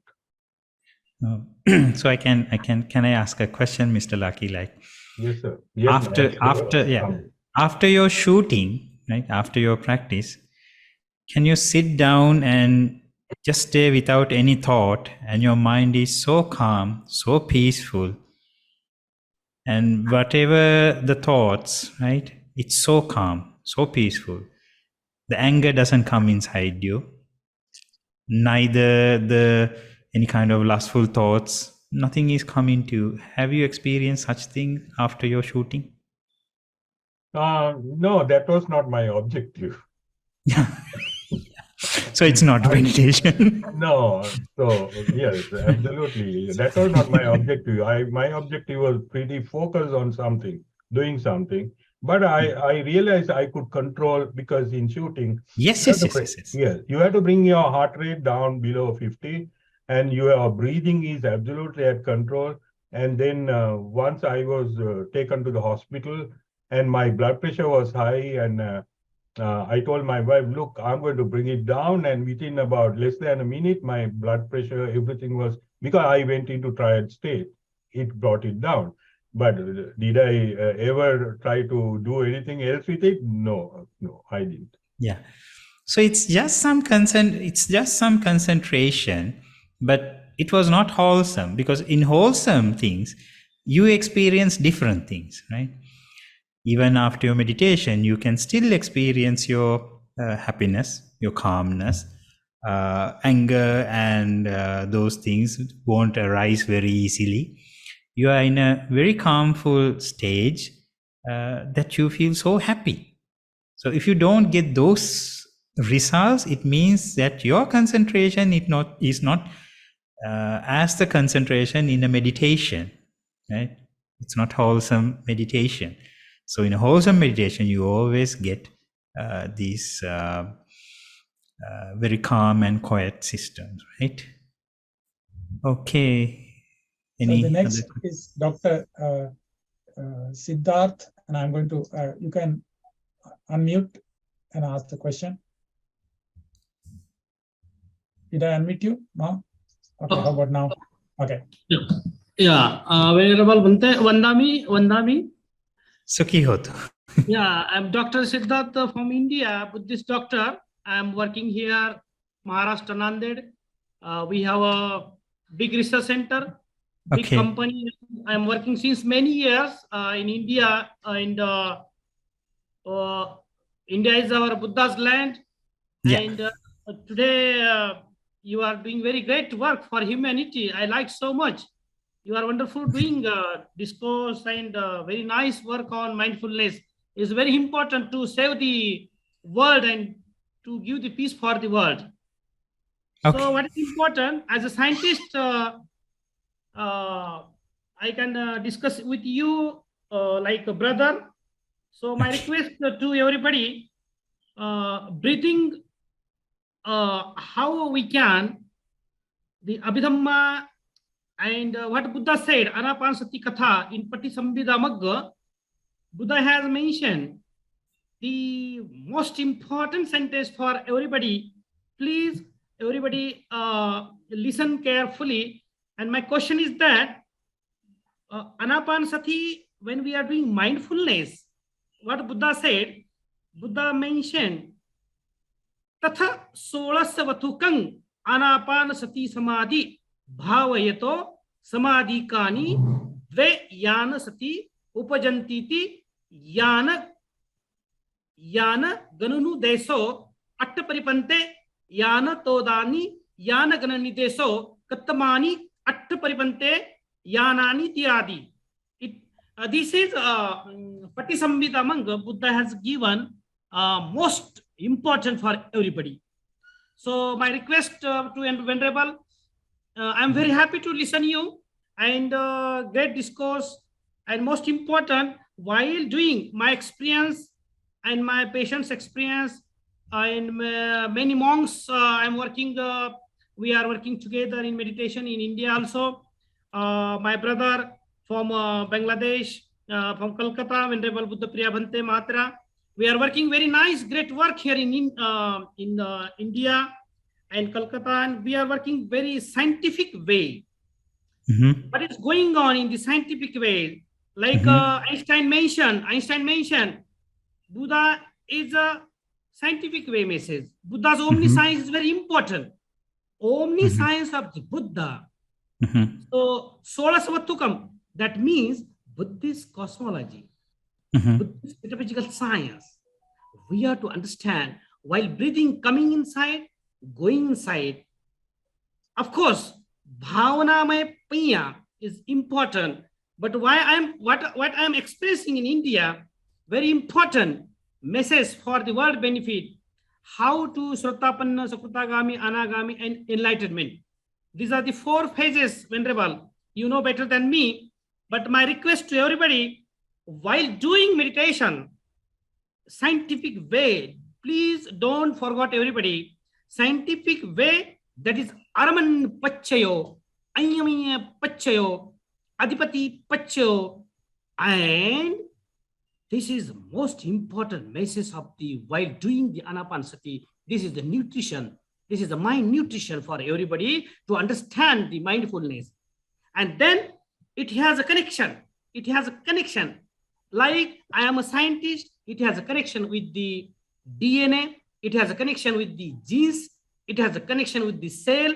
It has a connection with the Buddhist cosmology, Buddhist epistemology, and Nibbana Bhumi. We are not here only, we are connected with the universe. We are connected with the Buddha's universe, and this is omniscience of the Buddha. So today I'm very happy, Venerable, about you. And please, this is my simple message for scientific pieces. While doing Anapanasati mindfulness, please deep level thinking it belongs to the eradication of the asava kaya dhamma hoti. It means we are dissolving the asava. We are dissolving the poison flux from the body. So for the world benefit, for the scientists, for the everybody, this is what I understood and what I invented discovering in my India in the work for the world benefit. And this is a request for everybody. Thank you so much, Venerable. You are doing very great work. I'm very happy. Thank you, Dr. Siddha. Thank you. I'm grateful for you. I mean, it seems that you have been reading and studying Buddhism and especially Abhidhamma for a long time with Pali. So thank you for those. These what Dr. Siddha says were so deep things, like they are connected with the Abhidhamma and how it explains, like those are very deep things where your breathing is connected to your whole body, right? Your whole body. It's not just the nostrils, it's not just the lungs, but to every single cell in your body. Your breathing is very important, because that air that is coming from your nose is always connected with your blood, and these bloods are the things that is going to give nutrition to your whole body, every single cell. So every single cell that they have to have the energy with, let's say, glucose and other things, but the oxygen should be there. So the whole body is dependent. Every single cell is dependent on your breathing. So if you know how to breathe properly, and if your mind is attached with your breathing, then you have a very good healthy body, healthy mind. With your healthy body and with your healthy mind, you can emit a lot of energy to the world, and in a deeper level you will understand the whole universe is working on this basic system. So thank you, Dr. Siddharth, for that explanation. I think Mrs. Chamli is. And so I think we have gone over like 15 minutes in the Q&A. So let's take the 15-minute break and we will catch it up. And Ms. Tamili can probably take that question in the next Q&A. Yeah, and she can type also. We could ask the question also. Okay. So we'll come back in 10 minutes from now. 15 is written, he has 15. So. Okay, 15 minutes. Yeah. So, okay. Thank you. Everyone, Sanai.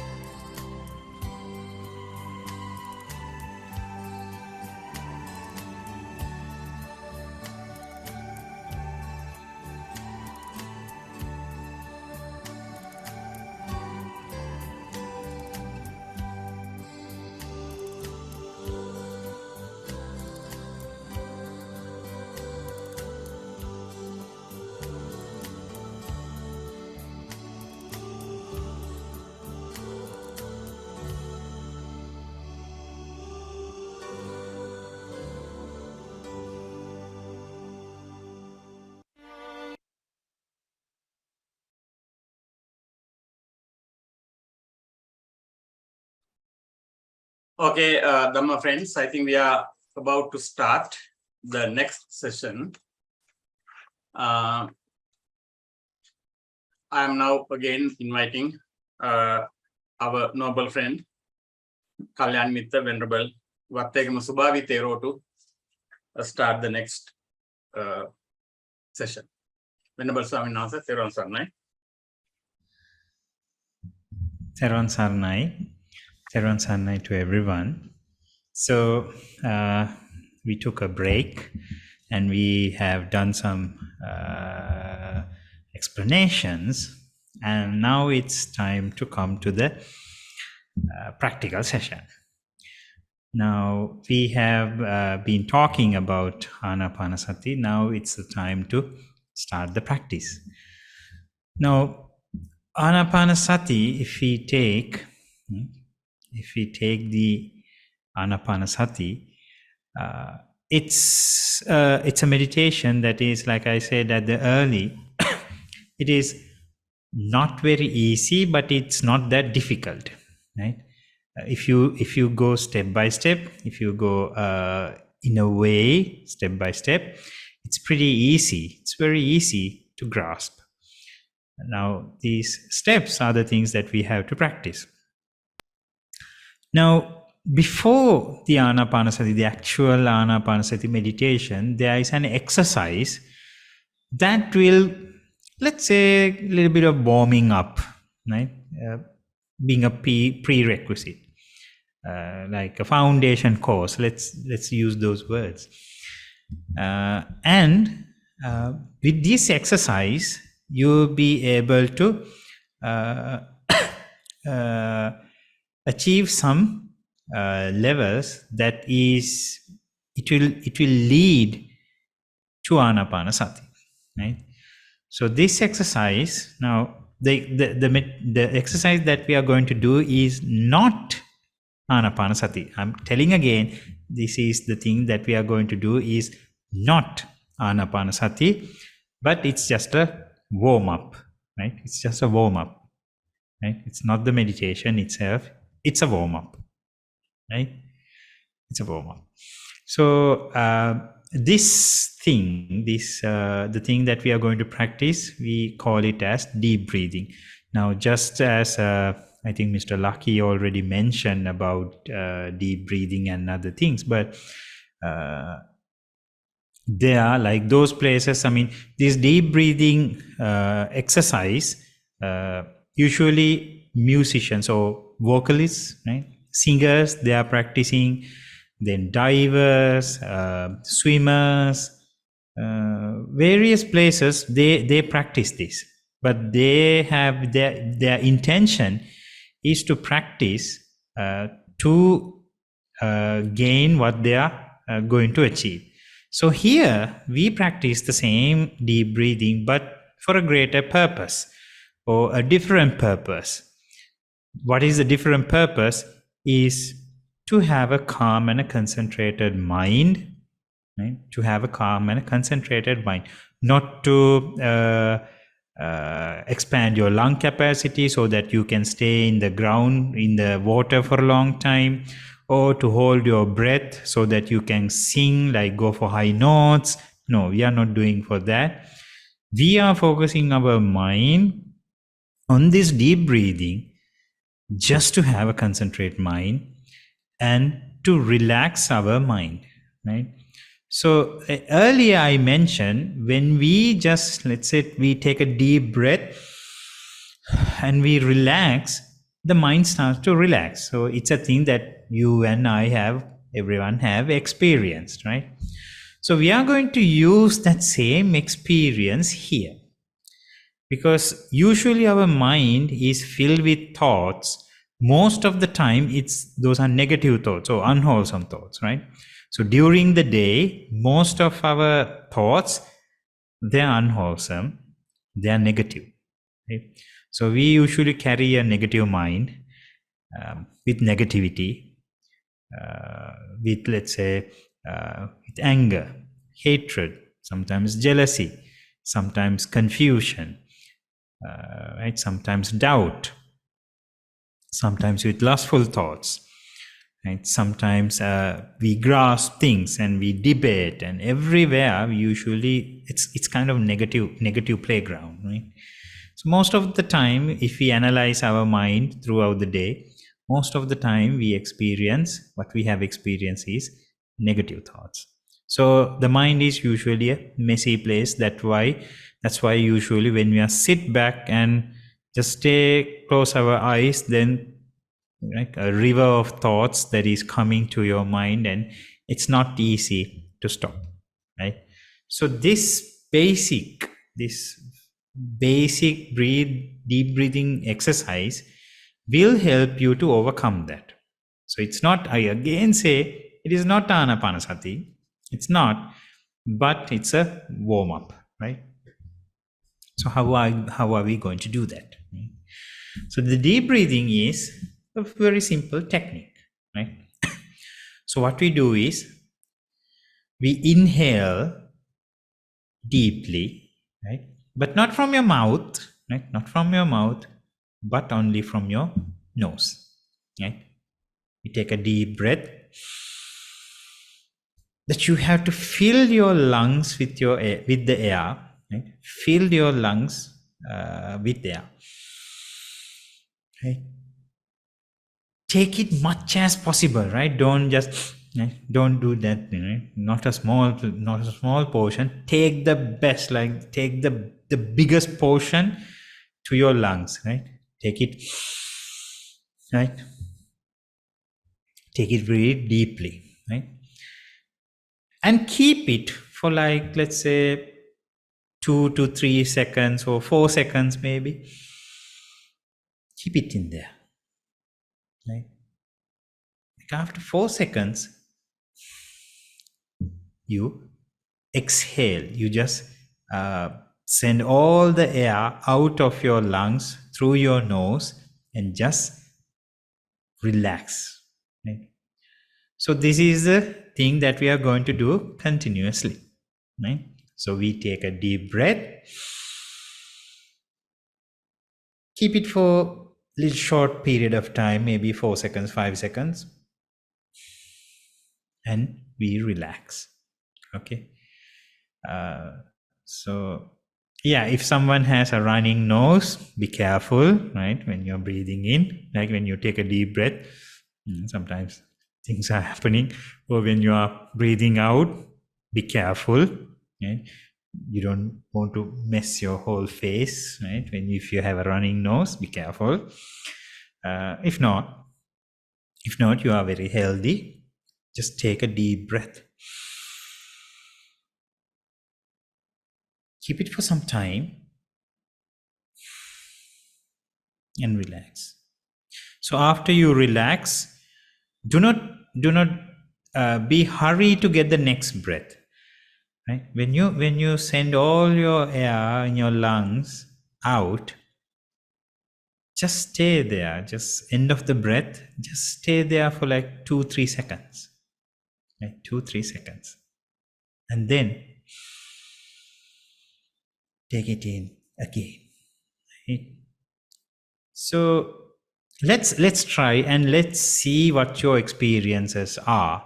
Then we can analyze those experience. I can tell the experience some of people who are going through, because we have done this, like we have done programs and what people usually say, right?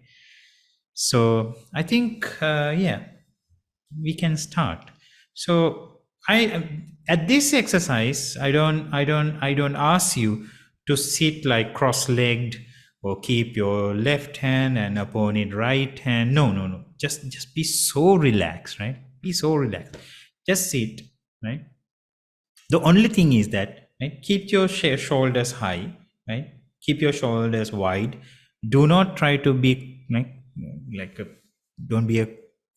don't make your body crooked, right?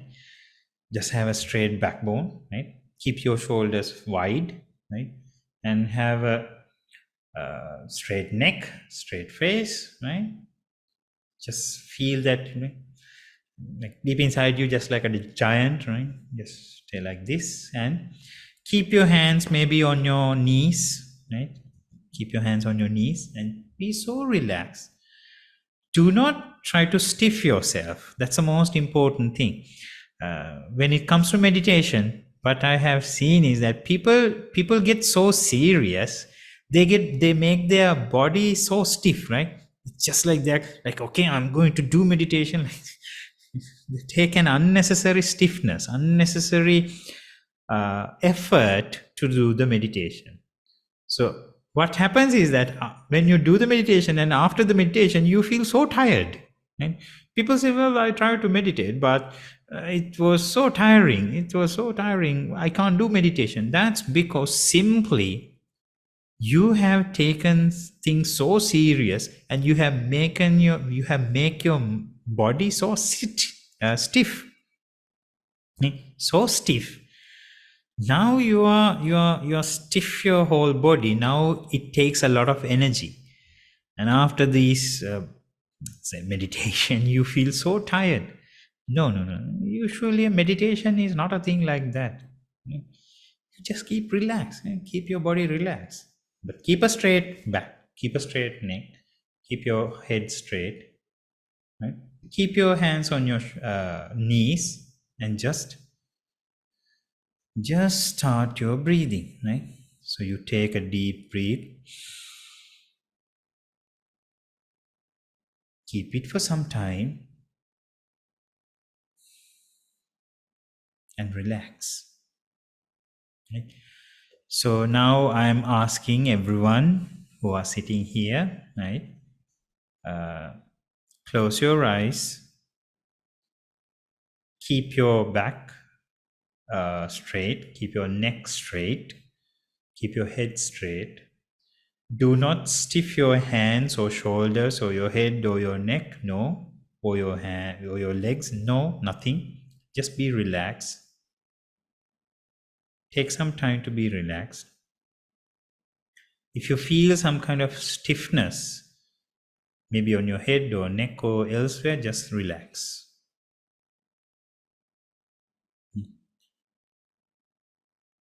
So when you feel your relaxation, if you're positioned in a better way, in a good way,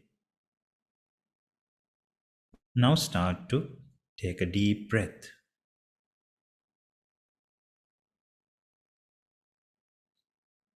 Keep it for some time and relax.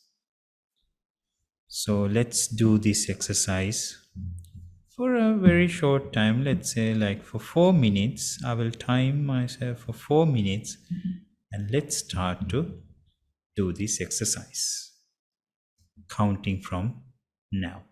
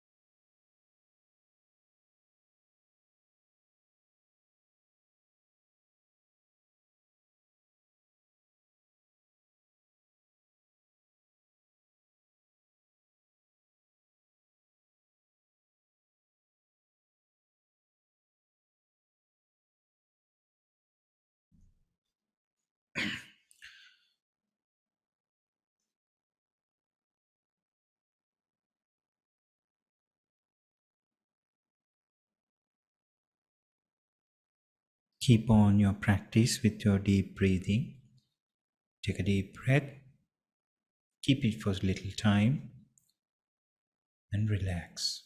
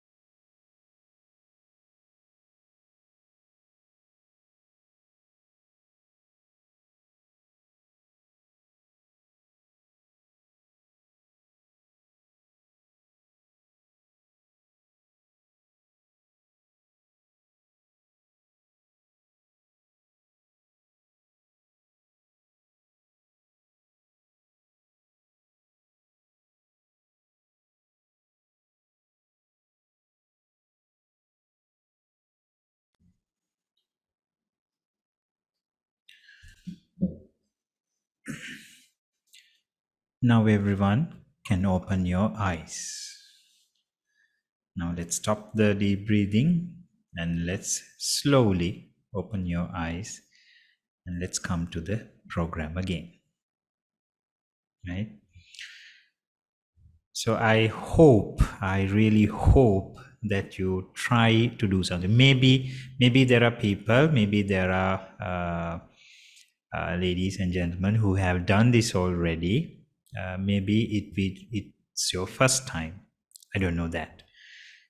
But hope everyone here did what I asked you to do. So I have to mention this in the next session. So we are going to do this meditation for like until another half an hour. So in this meditation, when I ask you to start the meditation, I will going to ring a bell. So you will hear something like this. Right? So when I said let's start, and when I ring the bell, you can start. So at the end, I will again turn on my mic and I will do again like this. It means that the meditation session is over. Right? So I have to let you know this sign of starting and ending. Now, if you have done what I asked you to do, maybe there are a lot of questions that comes in your mind, because sometimes take a deep breath, and when you do relax, right? Maybe first or like within like 30 seconds you might be able to do that, but after that your mind will go here and there. Sometimes you might question like what I'm doing, right? And the most recent the most question that is coming out of you is am I doing it right? Am I doing it right? This is the question that you get most of, like the frequently asked question is like, am I doing right? Is this the way that Bhante asks us to do, or is it else, right? So you would see such thoughts, right? It's so natural. And during this exercise, your mind will be just like go here and there. You may be asking questions, you may be thinking else, right? Other things, right? Everything is happening on this exercise. So what I ask you to do is a very simple thing. You just take a deep breath. You just close your eyes, right? Keep your mind, keep your body in a steady position, not stiff, without any stiffness. And then you take a deep breath, not from your mouth, just from your nose, right? You take a deep breath, keep it for some time and relax. So it's that easy. Well, it's easy, but when you try to do it, sometimes you might get a lot of questions. So I will give you like 5 minutes. Do you have any questions regarding to this? Like I can give you like 5 minutes. Any questions? Are you confused, or do you get what I told you? I can make a small comment, Bante. Whether it's natural or not, I don't know. When you take the breath, when you hold it, before releasing, I started feeling the heartbeat. Okay. Is it okay, or is it natural? Oh, it's so natural. It's so natural. You because when you're trying to, when you are be with your breathing, right, and it's a deep breath. So sometimes, because we have taken it, keep it for some time, you feel that heartbeat, right? You get that heartbeat. You can hear it. You can feel it. That's natural. That's so natural. Okay.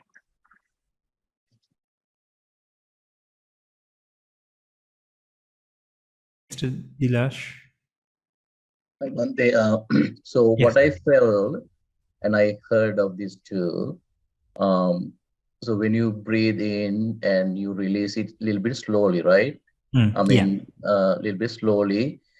You don't need oxygen for some time to breathe in again. I have heard, some, monks go into deep meditation. They don't have to breathe for some time. Is it true? Yes. It's true because once your mind is concentrated, once your mind is not agitated like before, you don't need any heavy breaths. You're breathing quickly. We usually breathe very quickly when our mind is agitated. When the mind is, when things are going inside your mind which are not wholesome, right?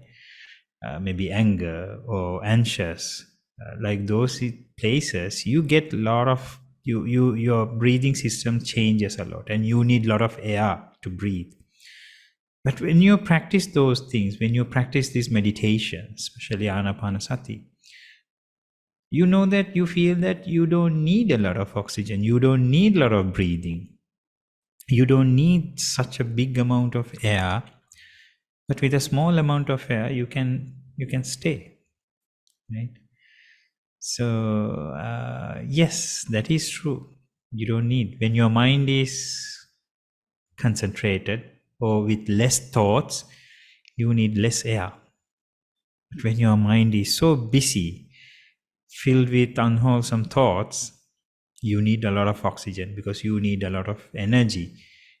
Because your mind is busy, your body becomes, sometimes your body becomes heated, right? You can feel that heat inside your body. Most of the time when it comes to anger, right? You feel that heat in your heart, in your brain, everywhere. You can feel some kind of heat inside you. So it's a kind of true heat that is generating inside your body, and to generate that body, the body needs a lot of oxygen, right, to emit that heat. So you need a lot of air. But when you're concentrated, your mind is not busy with your unwholesome thoughts, you don't need that. Yeah, I thought it's fascinating because when your mind is not busy, and you don't need that much oxygen in your body, so you can survive for some time without oxygen. Yeah. It's so easy, right? So easy. Okay, any other experiences or any other questions regarding to this? before we are going to do another session of deep breathing? Any comments, any thoughts, or any experience? So when I said to the last comment, actually, I think, I remember a couple of years ago in Thailand, there's some people were trapped in a cave. Then they got, flooded with water inside. So ultimately people went and rescued them. But the teacher or the student, I think some scouts or some group, and said, let's meditate so that you, when you meditate, you consume less oxygen. When your mind is concentrated, you don't need energy. So as a technique, as a survival technique, they meditated the whole time until they were rescued. So I think that proves what Dilash is trying to explain, I think. Yes. It is. So, yes. Yoga වල තියෙන ප්‍රාණයාමයි කියන දෙකක්ද? There are two different things. Pranayama is done with you close your one nostril and take only the air only from one nostril, and after that you close the nostril that you took the oxygen, you close it and you exhale with the other nostril. It's a different technique. So it's a kind of yoga bhavana that brings high energies to your body, because yoga bhavana is always, it has a direct connection with your body. So the body energy is, they consider a lot with their body energy with the yoga bhavana. That's why they use yoga, these different exercises, and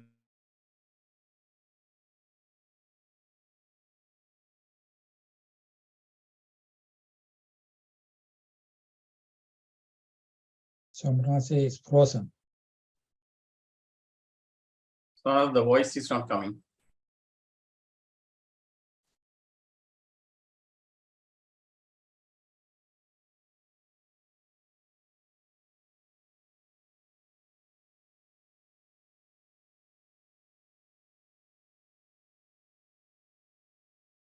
Samsa, can you hear? I'm going to call Swami now, sir.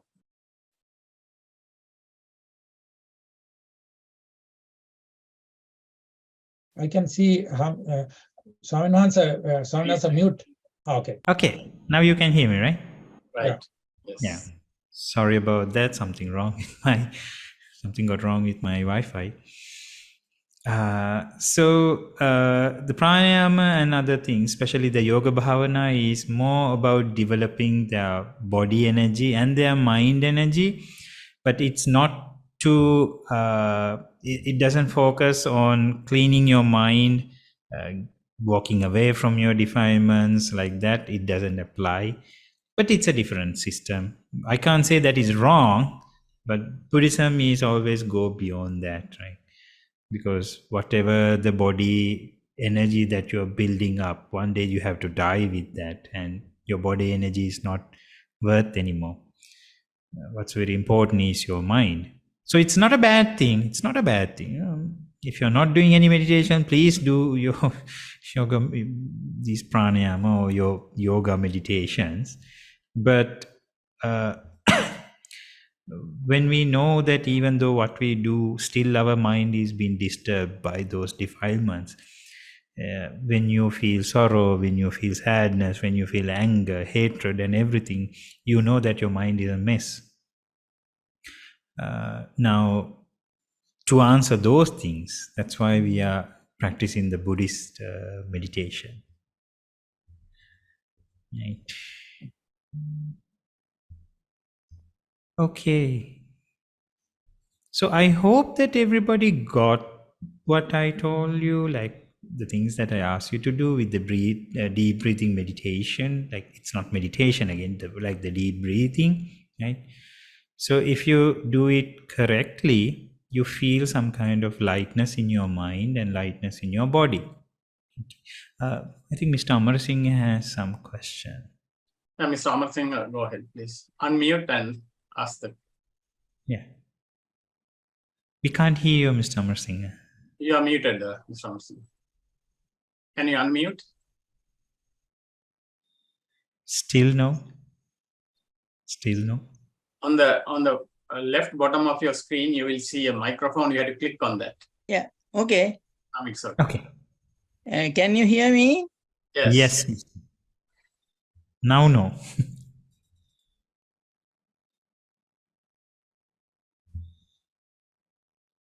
You are again muted. Earlier it was okay. Now it's okay. Now it's okay. Yes. Okay. Okay. I like to add a note. First, let me tell you that I'm a physician and I'm a psychiatrist. Okay, Mr. Amarasinghe. Now, about respiratory, that breathing, you mentioned that it's there from birth to death. It's right. Okay. And primates like monkeys, they also breathe from birth to death.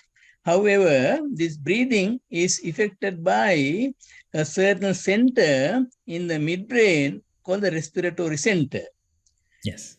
Now, it's an automatic center which starts at the time of coming out of the womb from the mother till you die. Okay. Now, this center, as I said, it's automatic. However, it can be controlled by higher parts of the brain for a short, brief time. Now, for example, although now we are breathing, we can deliberately stop the breathing for a short while or increase the frequency of breathing for a short time. It's only for a short time. Now, that is affected from the higher parts of the brain, not from the midbrain. Okay? In a part called posterior singular gyrus. Anyway, now when we are meditating and thinking like that, we use the higher brain and not the midbrain. Okay? Yes. Now this is where the meditation comes in, and then that meditation, okay, is done. It can be affected by the midbrain, by the forebrain, while the midbrain is doing the respiratory acting. Okay. Right. Now, meditation and things like that, insight, wisdom, as I said, done by the higher brain, higher function of the higher brain, which the monkey, that part is not well developed. Now, that is where we differ from the primates, the human beings. Okay, we have our forebrain much developed, so that can be utilized for wisdom and insight and meditation and mindfulness and things like that. Okay.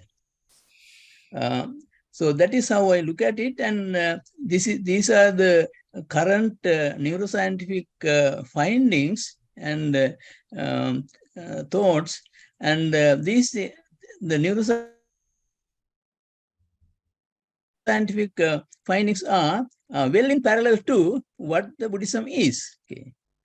That is where it does not differ from the Buddhist way of the Buddhist approach. Okay. Okay. So we have to use our higher brain to all these functions. Okay. And that's what we do when we do our vipassana meditation and related functions. Okay.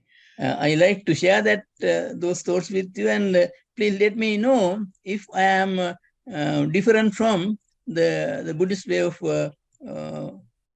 these explanations. Okay, thank you, Mr. Amarasinghe. Mr. Amarasinghe, can I suggest that we can discuss that at the Q&A session? Sure. Yeah. But that's very.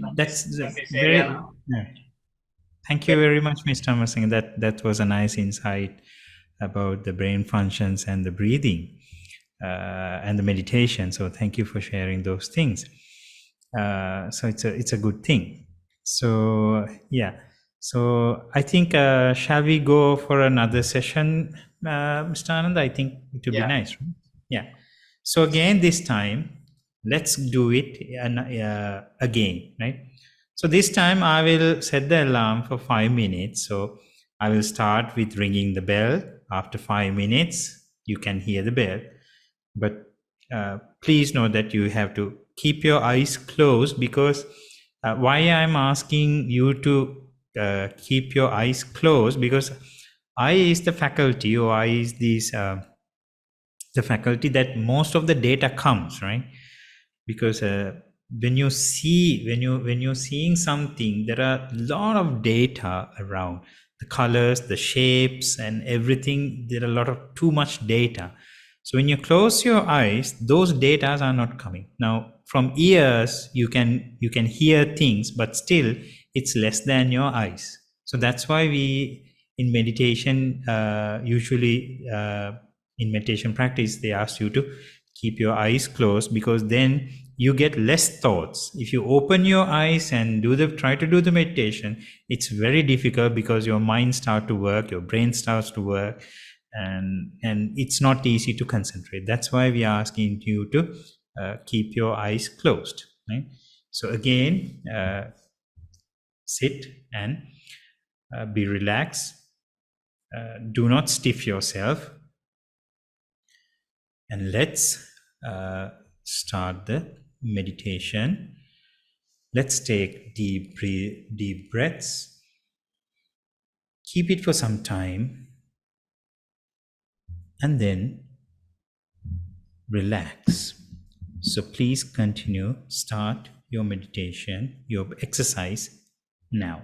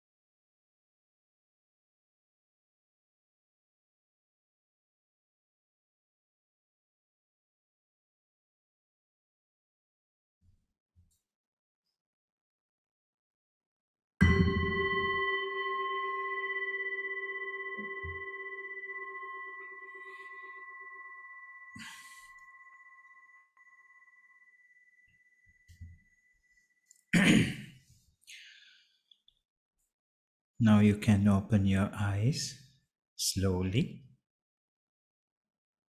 Now you can come to the program again. So again, I really hope that you try to do what I have asked you to do.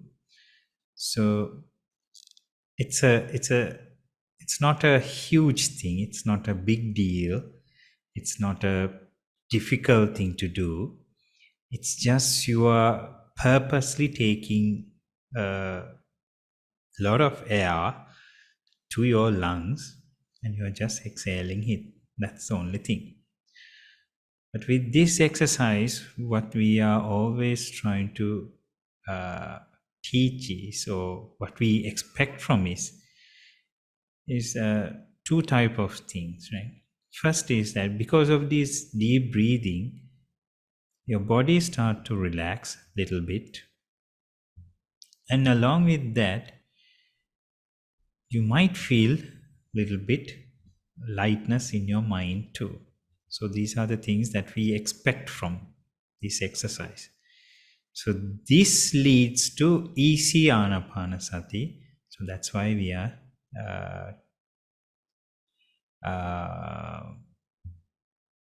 teaching those things. It's to feel, just to feel the relaxation of your mind and your body. Okay, so I think Mr. Ananda, it's time for Q&A. It's 10:30, yeah, like it's 11:28 here, so we can have 15 minutes of question and answer, or you can share your experience. Actually, now the time is 10 o'clock here, 9:58. So this time we have a break, and after that we have another meditation and a Q&A. So what do you want? We can give 5 minutes if they like to share something or ask any questions. Okay. I think we have a comment here, right? Do we have any comments?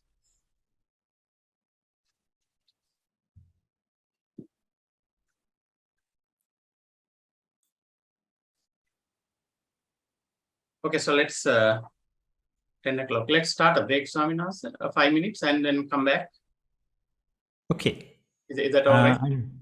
For me, it's okay. If they have any questions or anything, they can ask. If not, we can go for a break.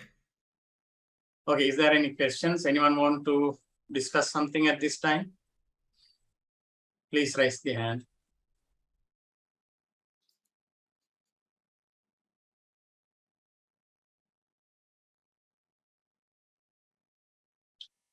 One question I came to my mind, Bhante, yes, when we do that. So at that time, your objective is when you take the that exercise, when you did the deep breathing exercise. So the objective is to take the breath and hold it as much as possible, or is that not much as possible? I don't say like much as possible. I say take for few seconds and just to feel like maybe a little bit little tension in your lung area, and just relax. So it takes like 4 seconds, right? Like it's a thing that you have to do in a very relaxing way. I think someone is raised. Yes. Someone has raised. So the Francois, try to see whether you can let me give you permission to unmute. Okay, you can unmute now. Okay, Bhante. Would you suggest doing it for 5 minutes, or would you suggest doing it for longer? As beginners, I mean, just as this program, I just say for 5 minutes, it's just because we are start to practice. But usually you can do it for like 10 minutes or maybe 15 minutes. You can do it. It's if you feel that, like you have been commenting, right? Thank you, Bante. It feels wonderful. So if you have time, if you are happy with that, you can do it for like 10 minutes or 15 minutes. It's up to you. So you can do it. No problem at all. And I have another question from Dilash.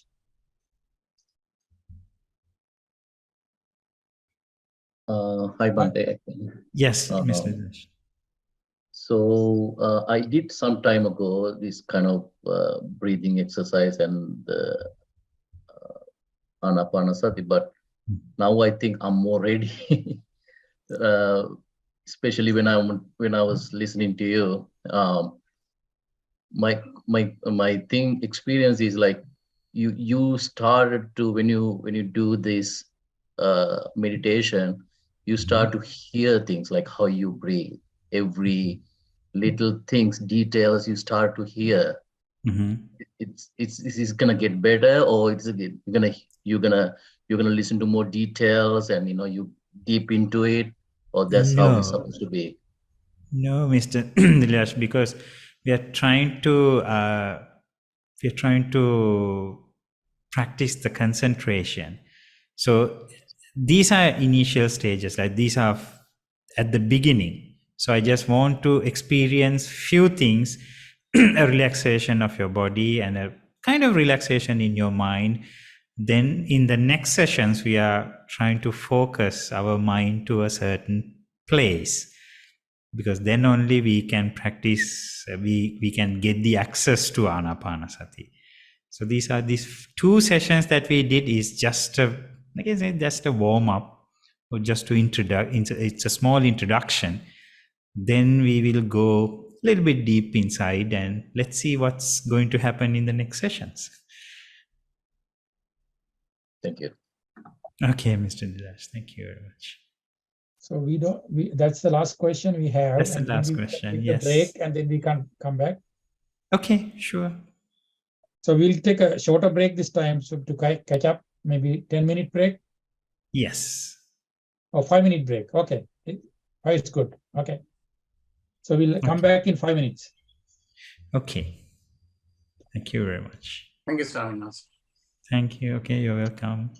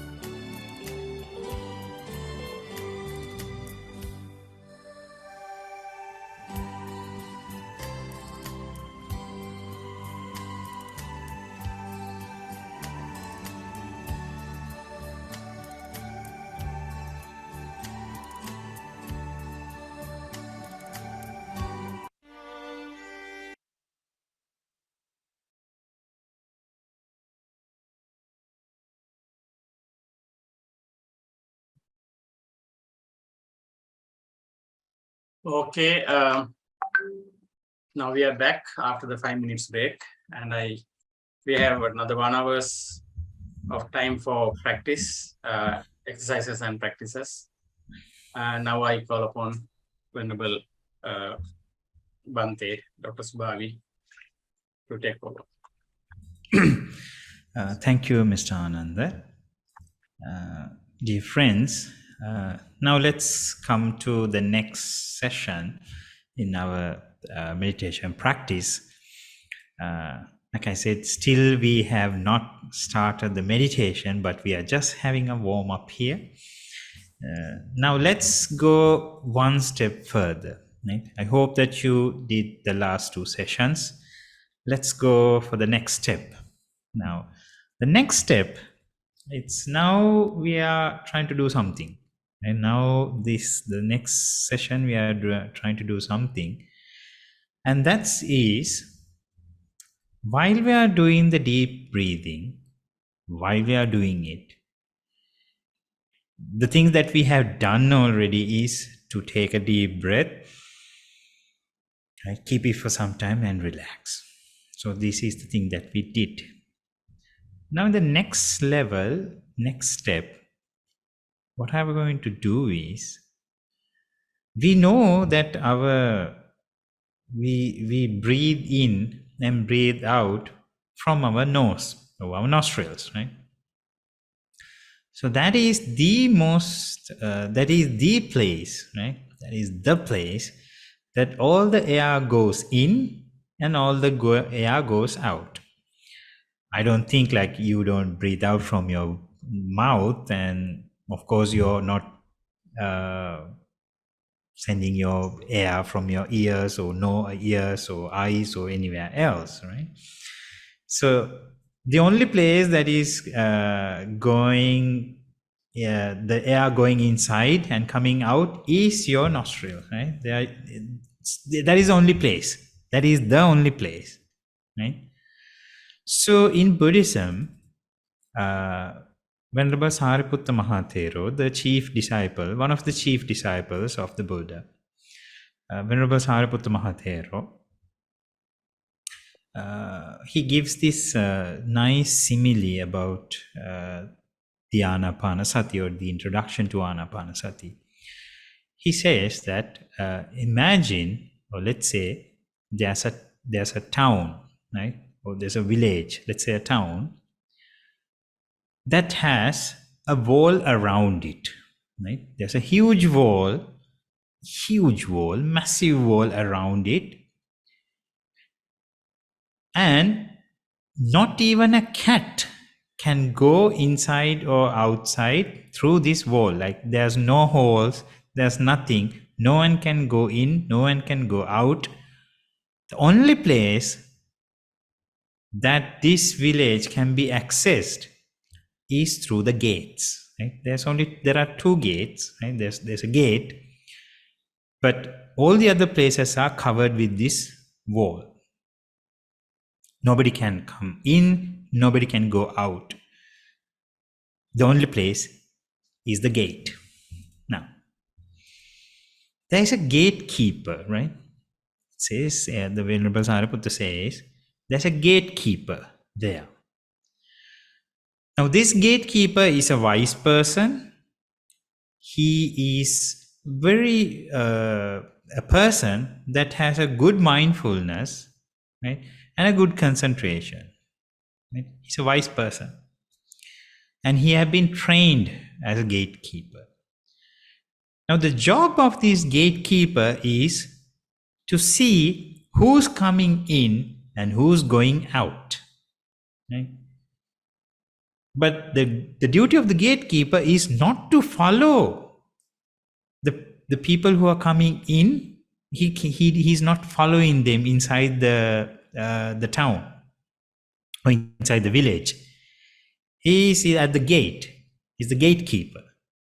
He knows who went in and he knows who went out. So if the let's say the king or some kind of authority or person asks from that gatekeeper, how many people came in and how many people went out from today, from this gate, to this town. He has to say like 20 people came, 18 people left. So the inside people knows, let's say the chief of police knows that there are 2 people who didn't left this place, right? So this gatekeeper is a wise person. So it says in Anapanasati, the same thing happens, right? So the breathing or the air is coming inside from your nostrils and going outside through your nostrils. No other way, right? So this is the place that's all happening, right? So this is an entrance point to Anapanasati where you don't care about other things, right? You don't care about other things. Like the gatekeeper doesn't care what the environment is happening. He's only checking on the people who are coming in and checking the people on who's going out. That's his duty. He stays at the gate. He's not going inside of the gate, or he's not going to follow the people who are going out, right? So that's the same thing that we are going to do now. What are we going to do? We are going to take the deep breathing. We are going to do the deep breathing, yes. But what we are trying to do is, we are focusing to our nostrils, right? We are trying to identify whether we feel the air that is coming outside. Definitely this air is hitting around your nostrils or inside of the nostrils, right? But do not go furthermore, right? Avoid all sounds. Don't try to hear something. Don't try to see something, right? None of these things. We are trying to focus and trying to find, is the air is hitting. You're going to feel the air maybe around the nostrils or inside your nostrils. So just be focused onto this small area on your nose, or in your nose, right? Maybe some people feel the air that is coming inside, they can feel around the nose. Now, around the nose, this area is a very sensitive place, right? So when we are kids, right, what we did a very bad thing. What we did was, when people are sleeping, let's say a kid or a friend of ours is sleeping in the classroom. So we take something, right, a small thing, and we try to tickle that person to his nose, right? We try to tickle here. And it's a very ticklish place, so that they get really annoyed and they get up and they scream or shout, they try to hit us, right? So we did it for fun. That's for fun. But actually what happened is that we know that this area is very sensitive, right? The area that is around your nose is really sensitive. So you can really feel the breath, right? You can really feel the air that is hitting on your nostrils, or maybe a little bit inside. Yeah.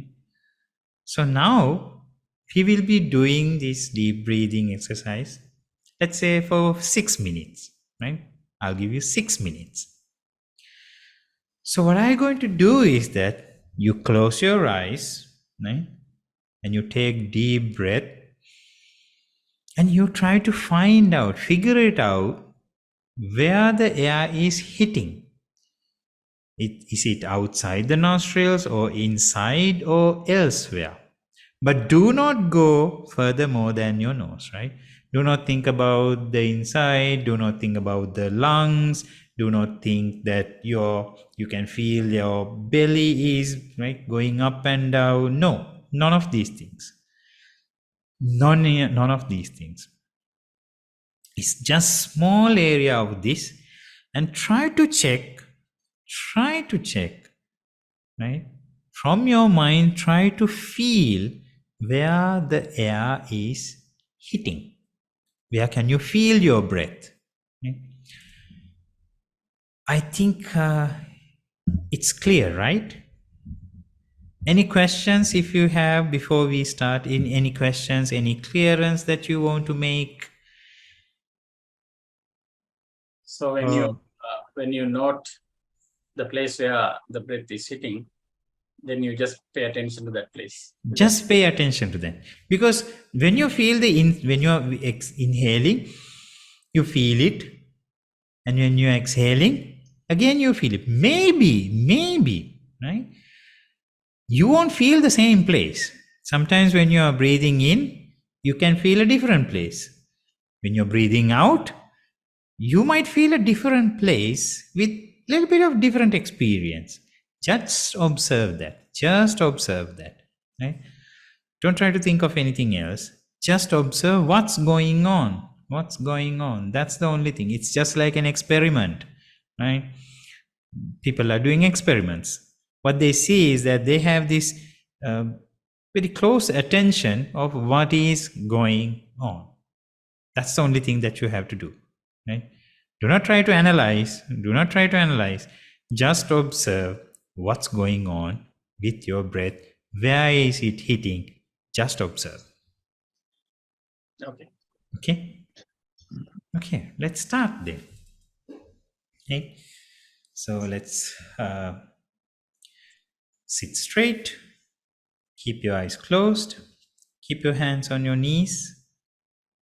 Keep a straight head. Keep a straight neck. And let's start the deep breathing, but with your focus to your nose, and try to realize or try to experience the breath that is hitting on your nose. Let's start.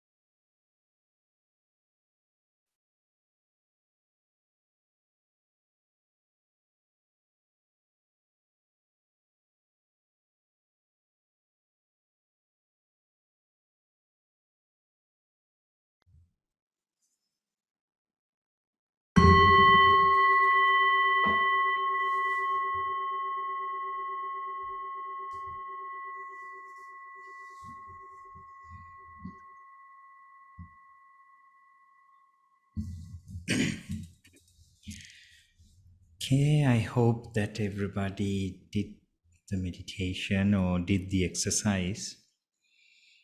Now here, now it's a quite, this looks like that maybe you will feel that is quite challenging. Because when you try to identify this small place, your mind will sometimes be confused. Some people might say that is easy, or they could can concentrate, right? So the experience will be different to each and everyone. You will experience different things. But what we are trying to identify here is, so there are these two things: your incoming breath, your outgoing breath, like you inhale and exhale. And here you're just trying to keep your mind in your nostrils, like you're focusing there, and try to identify where when you are breathing in, where the air is hitting, and when you're exhaling, where the air is hitting. Now it will be a little bit confusing at the first place, but when you start to do it, when you start to practice, you will little by little, you will get some idea. Okay, Mr. Sri Vijay Tunga Vijay Gunaratna, I think has a question or comment you can ask.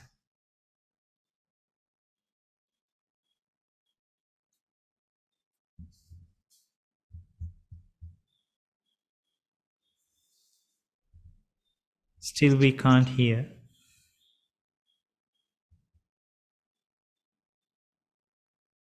Sri, you can talk now.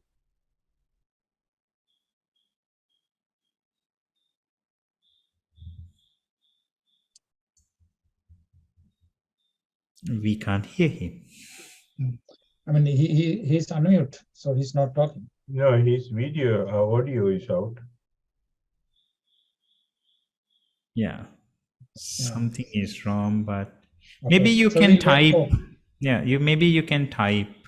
Yeah. Because we can't hear you. Maybe you can type. If you have any questions or comments, please type. Okay. So, okay, let's move on.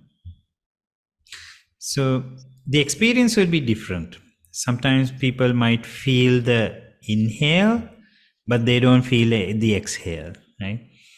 They will say, most of the people will say, like, I can feel when I'm breathing in, I can feel where it is hitting, the air is hitting, but I can't feel the exhale. Or when I'm breathing out, I cannot feel it. Some people might say, I cannot feel when I'm breathing in, but I can feel it when I'm breathing out. Totally fine. No problem at all. Right? Because these are two things. In and out are two things. And it's not sometimes easy to understand both of them. Sometimes you feel the incoming breath, right? You inhale, you will feel, but not the exhale. Fine. At least you can find something, right? Like at least one thing. Your inhale or your exhale. That's fine. It's totally fine. This is how we start. This is how we grow. Right? This is the system that we grow. We cannot just give it up like easily, right? Because we have the thing is that we have to know that the air is going in, right? It doesn't get invisible. It is invisible, but it always hits your nostrils, right? It doesn't go without hitting it. Nobody can say like I can't feel it. You can say I can't feel it, but the feeling is there. The feeling is there because if the air is going in, it definitely hits somewhere. The problem is that still we are unable to identify it. That's fine. Like I said, this is just like an experiment. Right? some experiments, sometimes we see those things, but we can't identify those things. So usually a professor or someone who is expert might come and say, look here, this is this, this is this, this is that, like that he can say. Okay? So this is just like a chess game, right? So there are two players who are playing from opposite sides. And the people who are watching outside from the game, they see good moves. Like they can see if he moves this, like then he can win or he can defeat the other person. That the external people can see it. But when you are the player, you can't see sometimes. But it's there. It's on the board, right? It's on the board. But because we are confused or we are in a tension, we can't see it. But it doesn't say that's not there. It is there. Don't worry, it is there. But our mind is so much preoccupied, right? The mind is so occupied, it's preoccupied, it has its own stories, right? So your mind inside is talking, like it's not going to stop.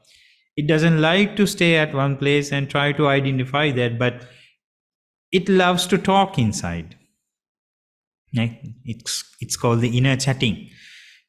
Inside you, there are like two people who are chatting, right? It's like having a conversation. You are having a conversation on your own, right? So this is the biggest thing in your mind, these inner conversations, right? So what we are trying to do is that's to stop these conversations and try to watch something. It's difficult.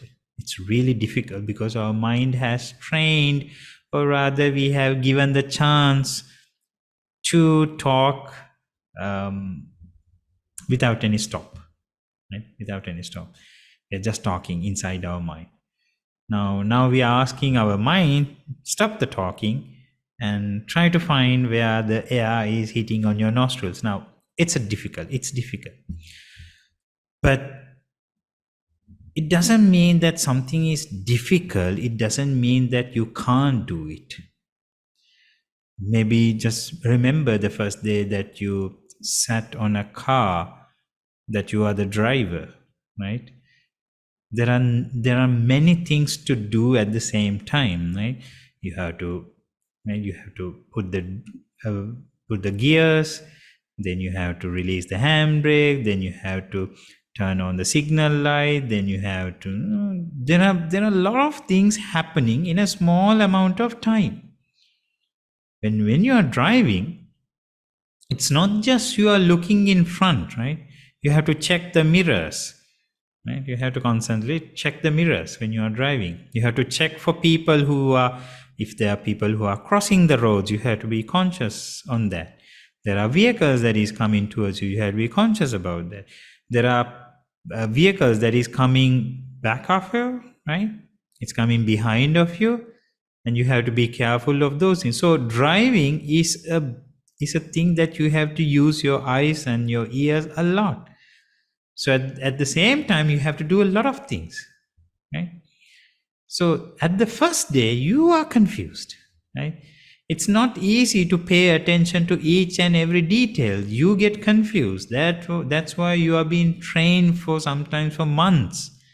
That's why you are being trained. That's why you are being educated. That's why you have exams, written exams, practical exams, and there's an examiner who are judging you. And most of the time, at the first time, they will reject you, right? They will make you fail. Then you have to apply again, right? So it's the same thing about meditation, right? So at the first, you have been a little bit confused of like, what should I do? I can feel the breath coming inside, yes, but I can't feel it's going out. That's fine. That's why we have to practice and find that place and try to focus on that place. But do not shout, do not be rude to your mind, right?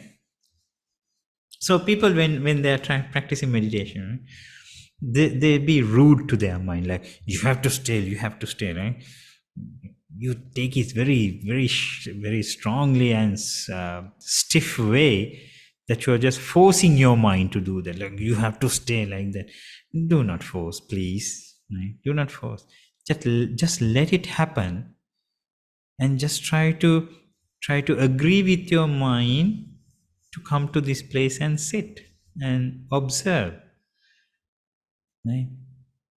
So it's not easy. That's why we have to practice. That's why we have to practice. That is the most important thing about practice. So you have to keep on practicing these things. If not, within one day or one session, you won't be able to find results. You need consistency. You need to practice more and more. Okay? So let's practice more and more, right? So now this time, I'll give you more time. Right? I'll give you 10 minutes. You have a whole 10 minutes, right, to identify where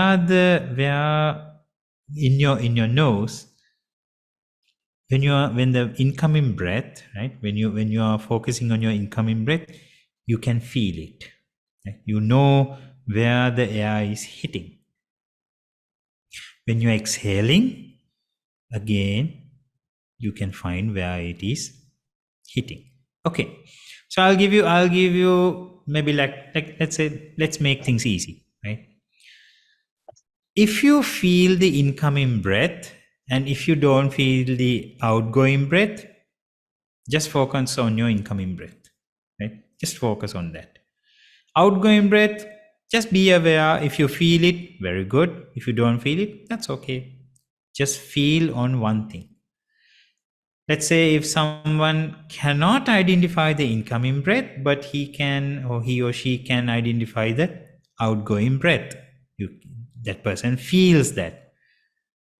Then focus on that.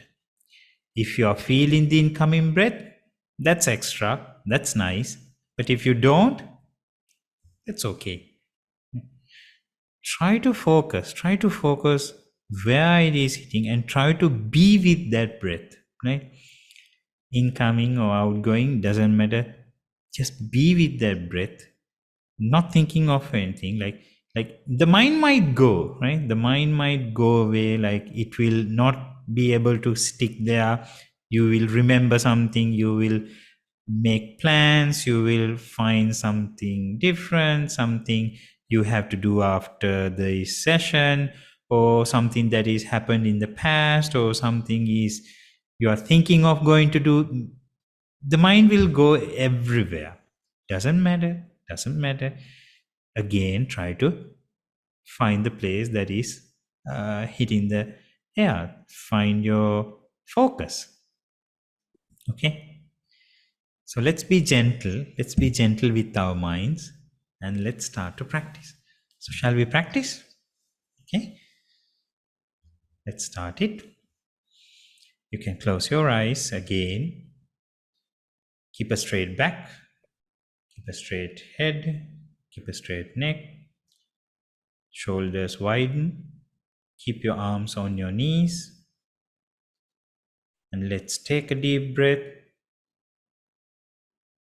But try to find the place where the air is hitting on your nose.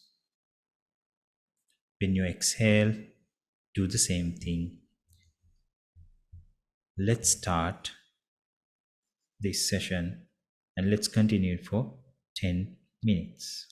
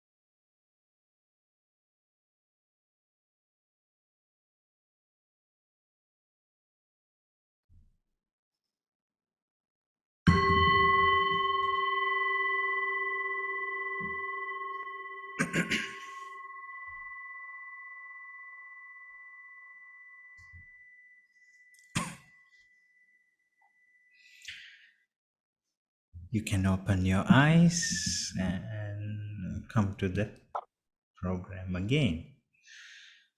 So I hope that you did the exercise that I asked you to do. So, Mr. Ananda, what is the time that we are going to start the Q&A? Within like 6 minutes, or can we start it now? Within about 20 minutes from 20 minutes we are going to start the Q&A, or? yeah. Now the local time here is 10:55, so we are starting at 11:15.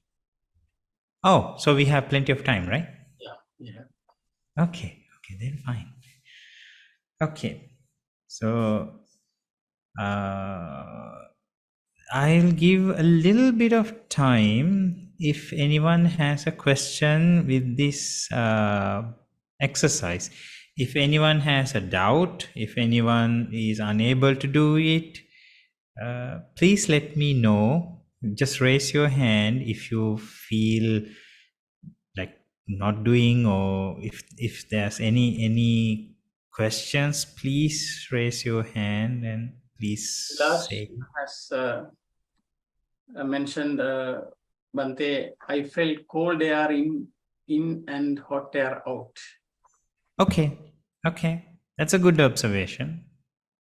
That's a good observation, because the body temperature is usually 37 Fahrenheit, right?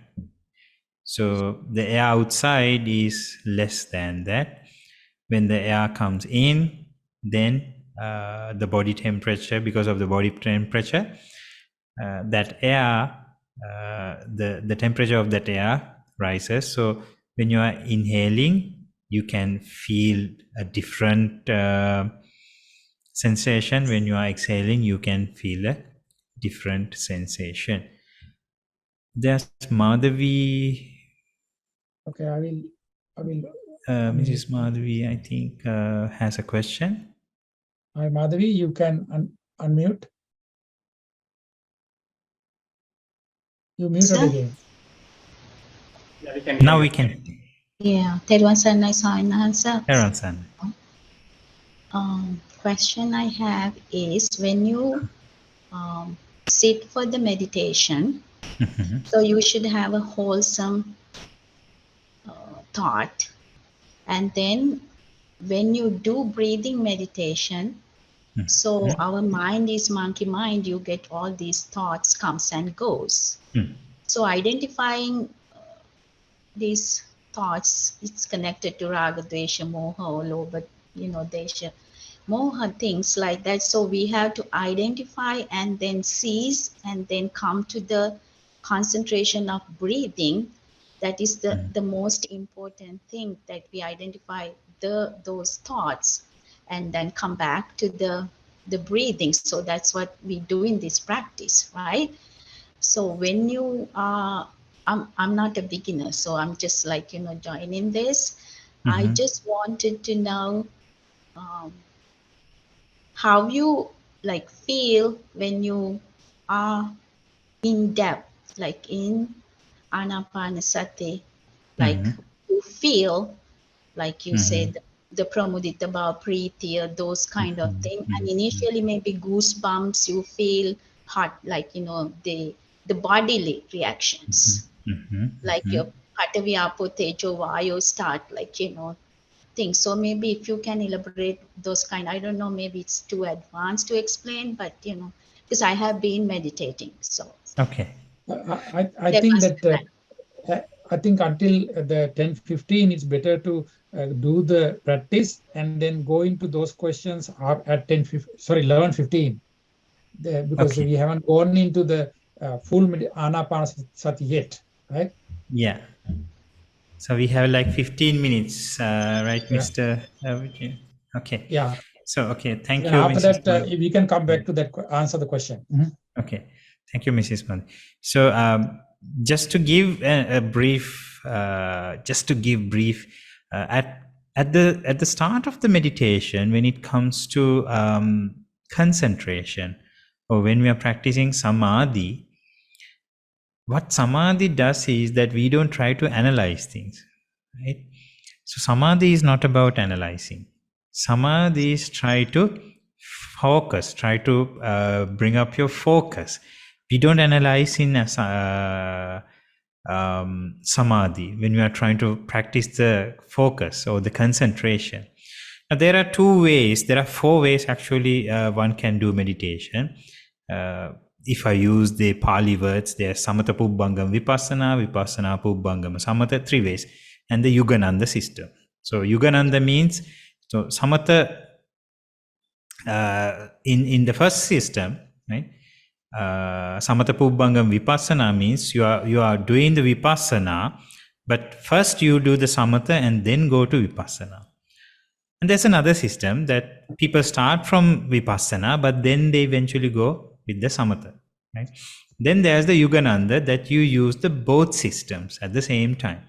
So what Mrs. Madhavi said, or Miss Madhavi, I don't know, said that sometimes people practice, let's say, when you are practicing your concentration meditation, then again a thought is coming, then you start and analyze and then come back to your concentration, right? So this is not for me, this is not for beginners. No.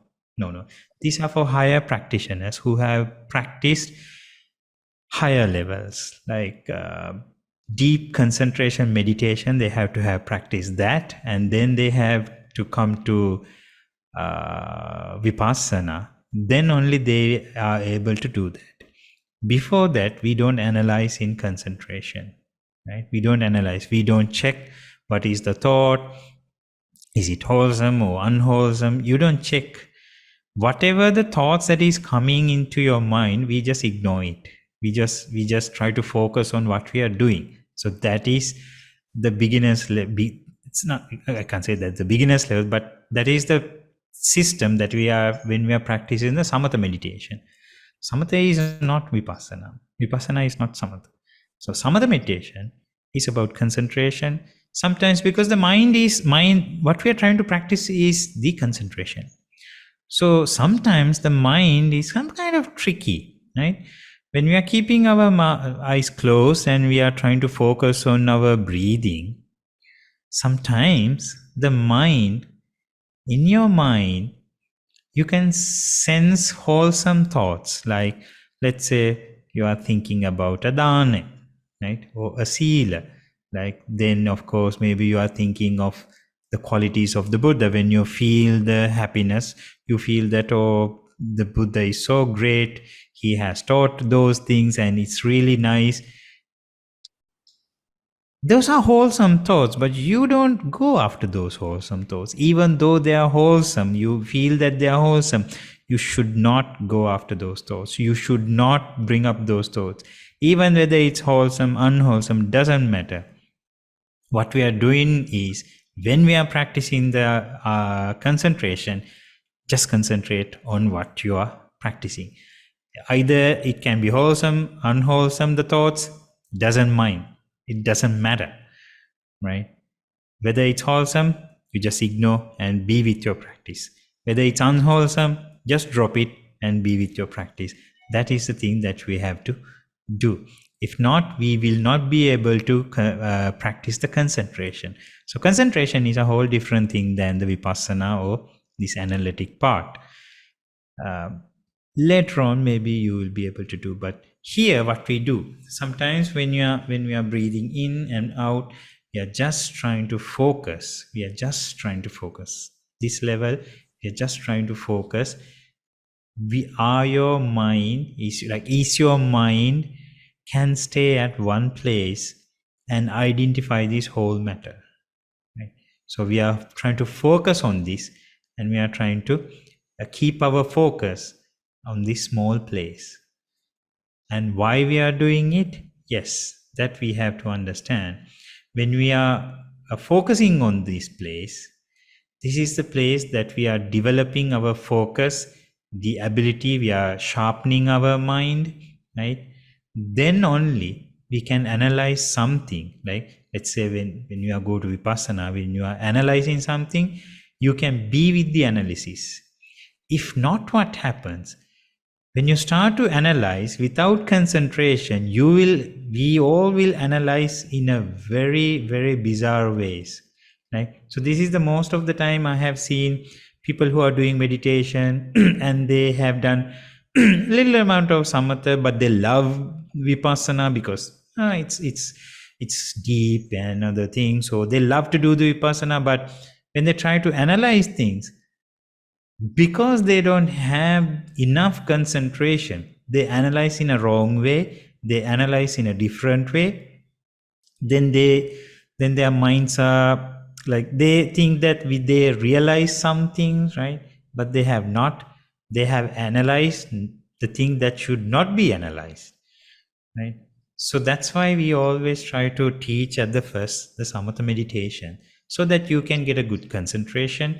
You have a pinpoint mind that is so focused, you can analyze what really wants, right? What really should be analyzed, you can analyze. If not, people usually get confused and the meditation is far gone away. So that's why we are practicing the anapanasati or this concentration meditation at the first. Then of course you can get a lot of concentration and it's pretty easy to analyze those things, right? Okay, any other questions, or we can practice for another 5 minutes? Is it okay, Mr. Anand? Comment, Swaminathan, don't know whether you want to comment on that. From Dilash again. Also, I found the correct amount of air to breathe, to relax and observe well. So I think that's a very fantastic comment. In the chat. Okay, I didn't get it. I didn't hear it properly, Mr. Anand. Okay, he says, also I found the correct amount of air to breathe, to relax and observe well. Like, you know, I think he says that. Maybe, Dilash, you want to comment on that? Maybe he can explain what he wants to say. Is he around?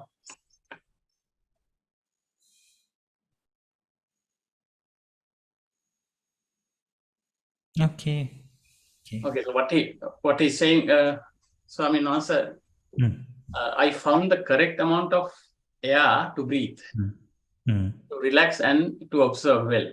Okay, So I can understand what he's saying. Yeah. Because in deep breathing, once you start to try to find the concentration, you know that you don't need to breathe a lot, right? You don't need to breathe a lot, but you can find the right amount of air that your body really wants. Because the deep breathing, at the beginning we are exercising this, then little by little, when your concentration level is good, when your mind is starting to clear, you feel that you don't need a lot of air.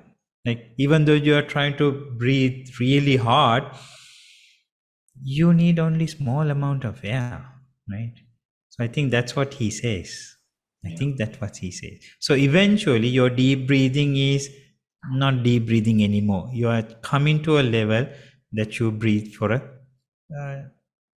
short breath is enough for your body. And that's the thing, that's the way that you have to come up to Anapanasati. Right? Yes. Okay, so shall we practice another 5 minutes? We have time, right, Mr. Anand? Yes. So are we still doing breathing with purpose or natural breathing? No. Here today we'll do the purposely, right? Purposely. Okay. Okay, shall we do it for 5 minutes? A very, very short period of time. Yes, 5 minutes. Oh, let's say 6 minutes. Right? 6 minutes. 6 minutes. Let's come to 6 minutes. Okay. So let's start again. Right? Let's start again with the deep breathing. But do not force this time. Do not force a lot. Right? Just take a breath that your body feels this is enough. Right? Do not try to force.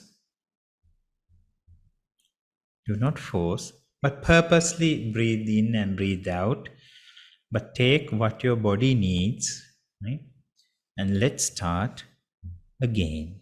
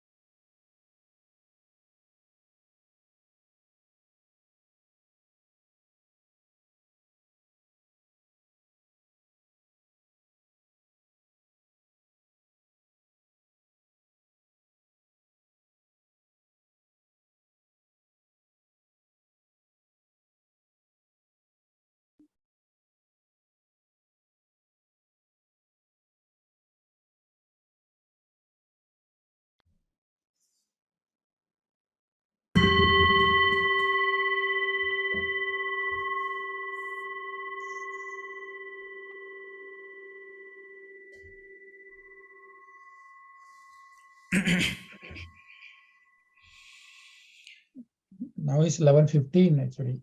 If you wanted to, Yes. if people want to ask questions, if you didn't answer the question of Madhavi or we can, any other, I think Mr. A.W. Amar also had some comments, and we said we will take on at 11:15, so we can take all the questions now. Okay. So 15 minutes, you can ask questions if you want, or give comments.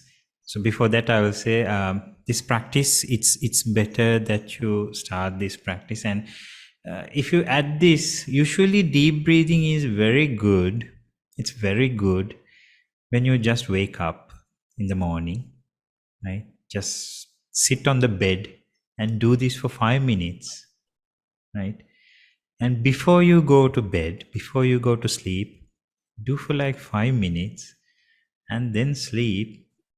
Then you will get a good sleep.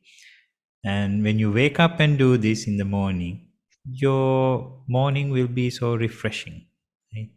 So it's a small hint or a small thing, but this will change a lot of things in your life little by little. But if you keep on practicing this thing, but like I said, this is not the truly Anapanasati. This is just a warm up. This is just the beginning. This is the first steps before Anapanasati. We are just practicing few steps just to make things, just to do the warm up. Okay. But you can practice this for like daily practice. If you use this, you will get some good health benefits, and mental health you'll get better and better. You will get some concentration, and later on, you will understand that the deep breathing is no longer necessary, but the normal breathing, you can concentrate on your normal breathing, and then you can stop it and develop your Anapanasati or a normal breathing meditation. Okay, with that, I will give the time and space to people who have any questions or any comments. I'm back again. Okay. So what I realized, I want to kind of share my experience, what I mentioned before on the chat, finding the right amount of air, is going to make you comfortable of concentrating. So at the same time, when you exhale, the second session I try to observe, when you exhale, if you don't wait until the end to breathe in again, then again you're going to be uncomfortable. So that also, I think we have to concern when to breathe in again. To relax, at the same time observe what's in air in and out. I think it's very important to relax, when to breathe out, at the same time, observe it, this way you're going to be relaxed and observing well without being uncomfortable, finding the right rhythm of the breathing in and out. Yes, that's very important. These things, when you are doing it yourself, what I always say in meditation, right? We usually give you a framework, like it's not the whole thing. So people with that frame, inside that frame, people usually find their own systems, right? That's the beauty of this. Now, in a philosophy, that's one big thing about philosophy. It's not like, let's say, some have these, some of the, say, religions, they have a specific system that says, this is this. You have to obey this. You have to do this. Philosophy is not like that. A philosophy, you get a framework. Within this framework, you can find your own ways, own systems. But you should not go beyond your frame, beyond your limits. But inside the limits, you can find your own systems. So meditation, we do the same thing. Like we say basic things, you develop and you find your own system sometimes. But the thing is that your findings, your own systems should lead to the ultimate goal. If it is directing in another way, then you are practicing in a wrong way. But if you get the results that we are expecting or the expected results, your pathway is your own system, right? So that's why most of the time it usually says that Buddhism is kind of free thinking, right? It's a free way. It's free way means you're given some guidance. Under that guidance, you find your own ways. Now, you can find it throughout Tripitaka, throughout especially Sutta Pitaka and Vinaya Pitaka. Especially there are stories that the monks have find their own ways. Like, let's say we know about, I think most of here people have heard about Bante Chullapantaka Swamin Nohanse. He is the brother of Mahapantaka Thero, who is an Arahant, and Chullapantaka came to the temple and became a monk, and he started to learn Buddhism. But he learned from his brother Mahapantaka Thero, but he couldn't remember a stanza that has 4 lines, right? He couldn't remember. So after years of practicing, still he was unable to realize or to remember those things. So Mahapantaka Thero, who is the teacher, his elder brother, said that you are not capable of becoming a monk and stay in the monkhood. Just go home because you are dumb. Remember that he was an Arahant, right? Like he said, you are dumb, like you are not suitable for this monkhood, just leave. So he was crying. Venerable Chullapantaka Thera was crying at the gate. And then the Buddha saw it. And he asked, why are you crying? He said, Mahapantaka Thera asked me to leave the robe and go home. And the Buddha says, okay, so Chullapantaka, you came to my sasana, to my teachings, so I'll guide you. Then what the Lord Buddha did was took a piece of white cloth and he gave it to Chullapantaka Thero and said, just rub it and just say Rajoharnan, Rajoharnan, Rajoharnan. Rajoharnan means you are cleaning. Okay? I'm cleaning, I'm cleaning, I'm cleaning. That's the translation. So he was rubbing the cloth and just reciting, I'm cleaning, I'm cleaning, I'm cleaning. So this was the meditation object. You don't find it in the Tripitaka, like it's not in the Samatatta 40 meditation, it's not in the Satara Satipatthana, you don't find it such a thing. But while he was doing it, he saw the cloth is getting dirty. Right? And Chullapantaka Thera was examining it. He was looking at it. He was thinking, like, I was telling, I'm removing the dirt, I'm cleaning the cloth, but what actually happened was it got dirtier and dirtier because of my hand. Now my hand, it means that I have dirt in my hand. So my hand is not clean. So my whole body is not clean. With that, he went into depth, right? He went into deep and he started to analyze about his body. He started doing the Kaya Anupassana, and with that, he eventually realized and he became an Arahant. Right? So he found his own way. And there are a lot of stories like that. So a philosophy is like a thing like that, especially in meditation, it's the same.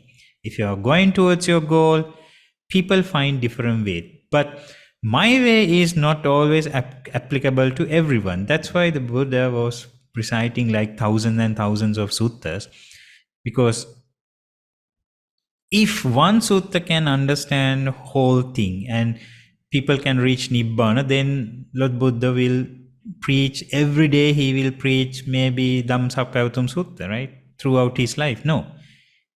He was explaining to different people in different ways. Why? People are different from each other. So you cannot say like, okay, this is the only system, there are no other systems. No, there are systems. In Anapanasati, people find, sometimes people skip some of these levels. They skip, like they start the one, but they don't do the second one. They might go to the third. That's okay. If you're getting your results, that's fine. Okay, that's my comment on that. Mr. Amar Singh, I can see you, but I can't hear you. You can unmute Mr. Amar Singh and then speak up. If you cannot, I can. Thank you. Let me try. Okay, how about now? Okay. Can you hear me now? Yes. Now Yes. I can hear you. Well, I wish to be very humble. I was introduced to meditation more than 70 years ago at Ananda. Okay. And I'm an old man now. Now it is okay. And I appreciate your presentation and the kind of participants we have in this program. I'm right now located in Florida in America. Okay, thank you, Mr. Amar Singh. Thank you very That's much. like I wish to share those things with you. Thank you. Okay. You're welcome and thank you very much. Okay. Any questions, any comments, any problems that you came across? Just let me know. One day, I actually thought of sharing some of my thoughts. I just want to know whether it is right or wrong. Now, we had a question of focus and wholesome thoughts and all that at the beginning. I have heard about this, the word yoniso manasikara. Ah, yes. Or wise attention. Yes. So I think the wise attention, when you explain the wise attention, that will give most of the answers to the questions about focus and this. What I have understood is that wise attention has two parts. One is you have to know, and the second thing is you have to see. So what is to be known? That is, this is good or this is bad. This is favorable. This is unfavorable. Like that, you have to see good and bad basically. So that is the knowing part. And the seeing part is you have to see it now. Like, for example, when you get angry, you have to see it now. So when if you can see it now, and if you know that you are getting angry, then anger is not good for you, then you will take it away. Otherwise, the anger will actually take you. You are not controlling yourself. The anger controls you. So that is why I think we have to develop the mindfulness, and it's a practice. If you don't have the training to if you don't have the training for the mind to see when the negative emotions or even positive emotions comes, then actually the emotions will take you the way that emotion has to. But if you can train the mind to understand at that time, okay, I'm getting angry or I'm getting jealous of something, then it's not good for me, not good for the others. But most of the time we don't have that mindfulness because we have not trained the mind. So the meditation, Anapanasati, what I have understood is that is the training part for the mind to see when something happens at that moment. Am I right, Bhante? Maybe you can explain. Yes, Mr. Ananda. And it goes furthermore, like you have the Yoniso Manasikara, which is the starting point, and you have the Sati Sampajanya, right? So Sati Sampajanya, that's the wise attention, the Sati Sampajanya. You have the Sati, you have the mindfulness, and you have the Sampajanya. It means the wisdom. So when you mix, when you are combine these terms together, then only you are capable of eradicating the unwholesome thoughts. If not, like Mr. Anand said, maybe someone can have just the mindfulness, right? He's just aware of what's happening, but he cannot control it. He cannot change the whole system. Because people, like I said before, people sometimes know what's going on, but they cannot control. Sometimes people like they reach to us and they just saying that they are crying and say, Bante, I know what's going in my mind, but I cannot control. I know this is bad, but I cannot control. Like they have this complaint. It's because they have a little bit of mindfulness, but little bit that they know what's going on, but since they don't have the concentration or the wisdom, the sati sampajanya, they cannot divert that thought into the wholesome way. So they struggle. So that's why we are asking people first to develop the concentration, because then you will be able to divert your mind into a wholesome thought and keep it there so that the unwholesome thoughts will not affect you. Right? Yes. Okay. I think that's the whole purpose of this meditation as yes. Yes. Okay, I think the time is up. Yeah. Yeah, it looks like there's no other questions. Vijay, you want to add something? Yeah, I mean, one of the things for me, in the Anapanasati, that I gained a lot from observing natural breath. So I was thinking now, that's why I was asking that. Yes. That's the reason. Because then only I start realizing that we don't have a control of the breath. So this is if not, you think that we are what we are observing is what we are creating, not something we are creating. That was the thing I was looking for.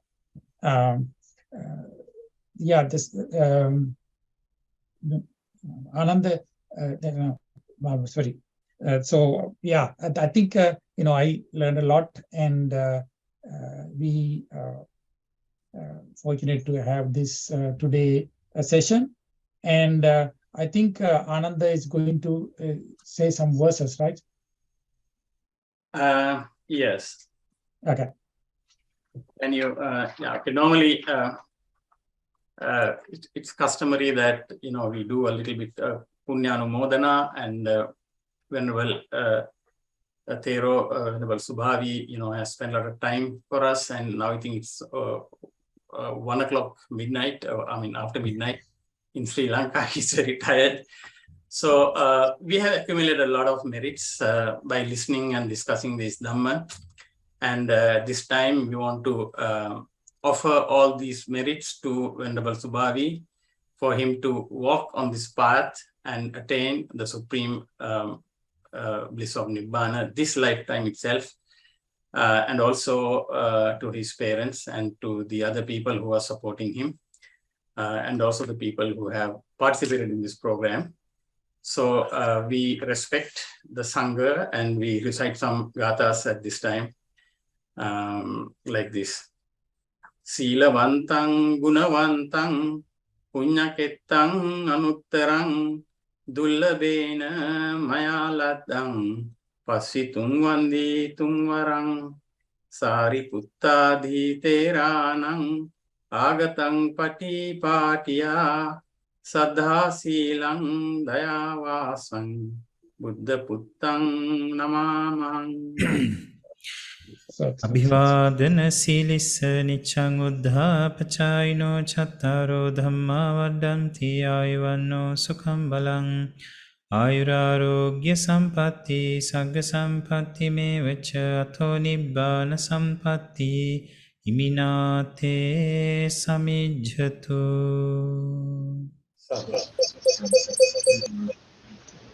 Asumandani Bante Marakatam Punya Samina Anumoditapam Samina Katam Punya Mayanda Tapam Adwanmodami Oka Sutwarati Katan Sabang Achen Kamatami Bante Amami Oka Kamitabam Bante Yampi Oka Sukamami Bante Satyampi Oka Sukamami Bante Vanse de Tatrari Satya Bodha Veva Nidupeva Nirogi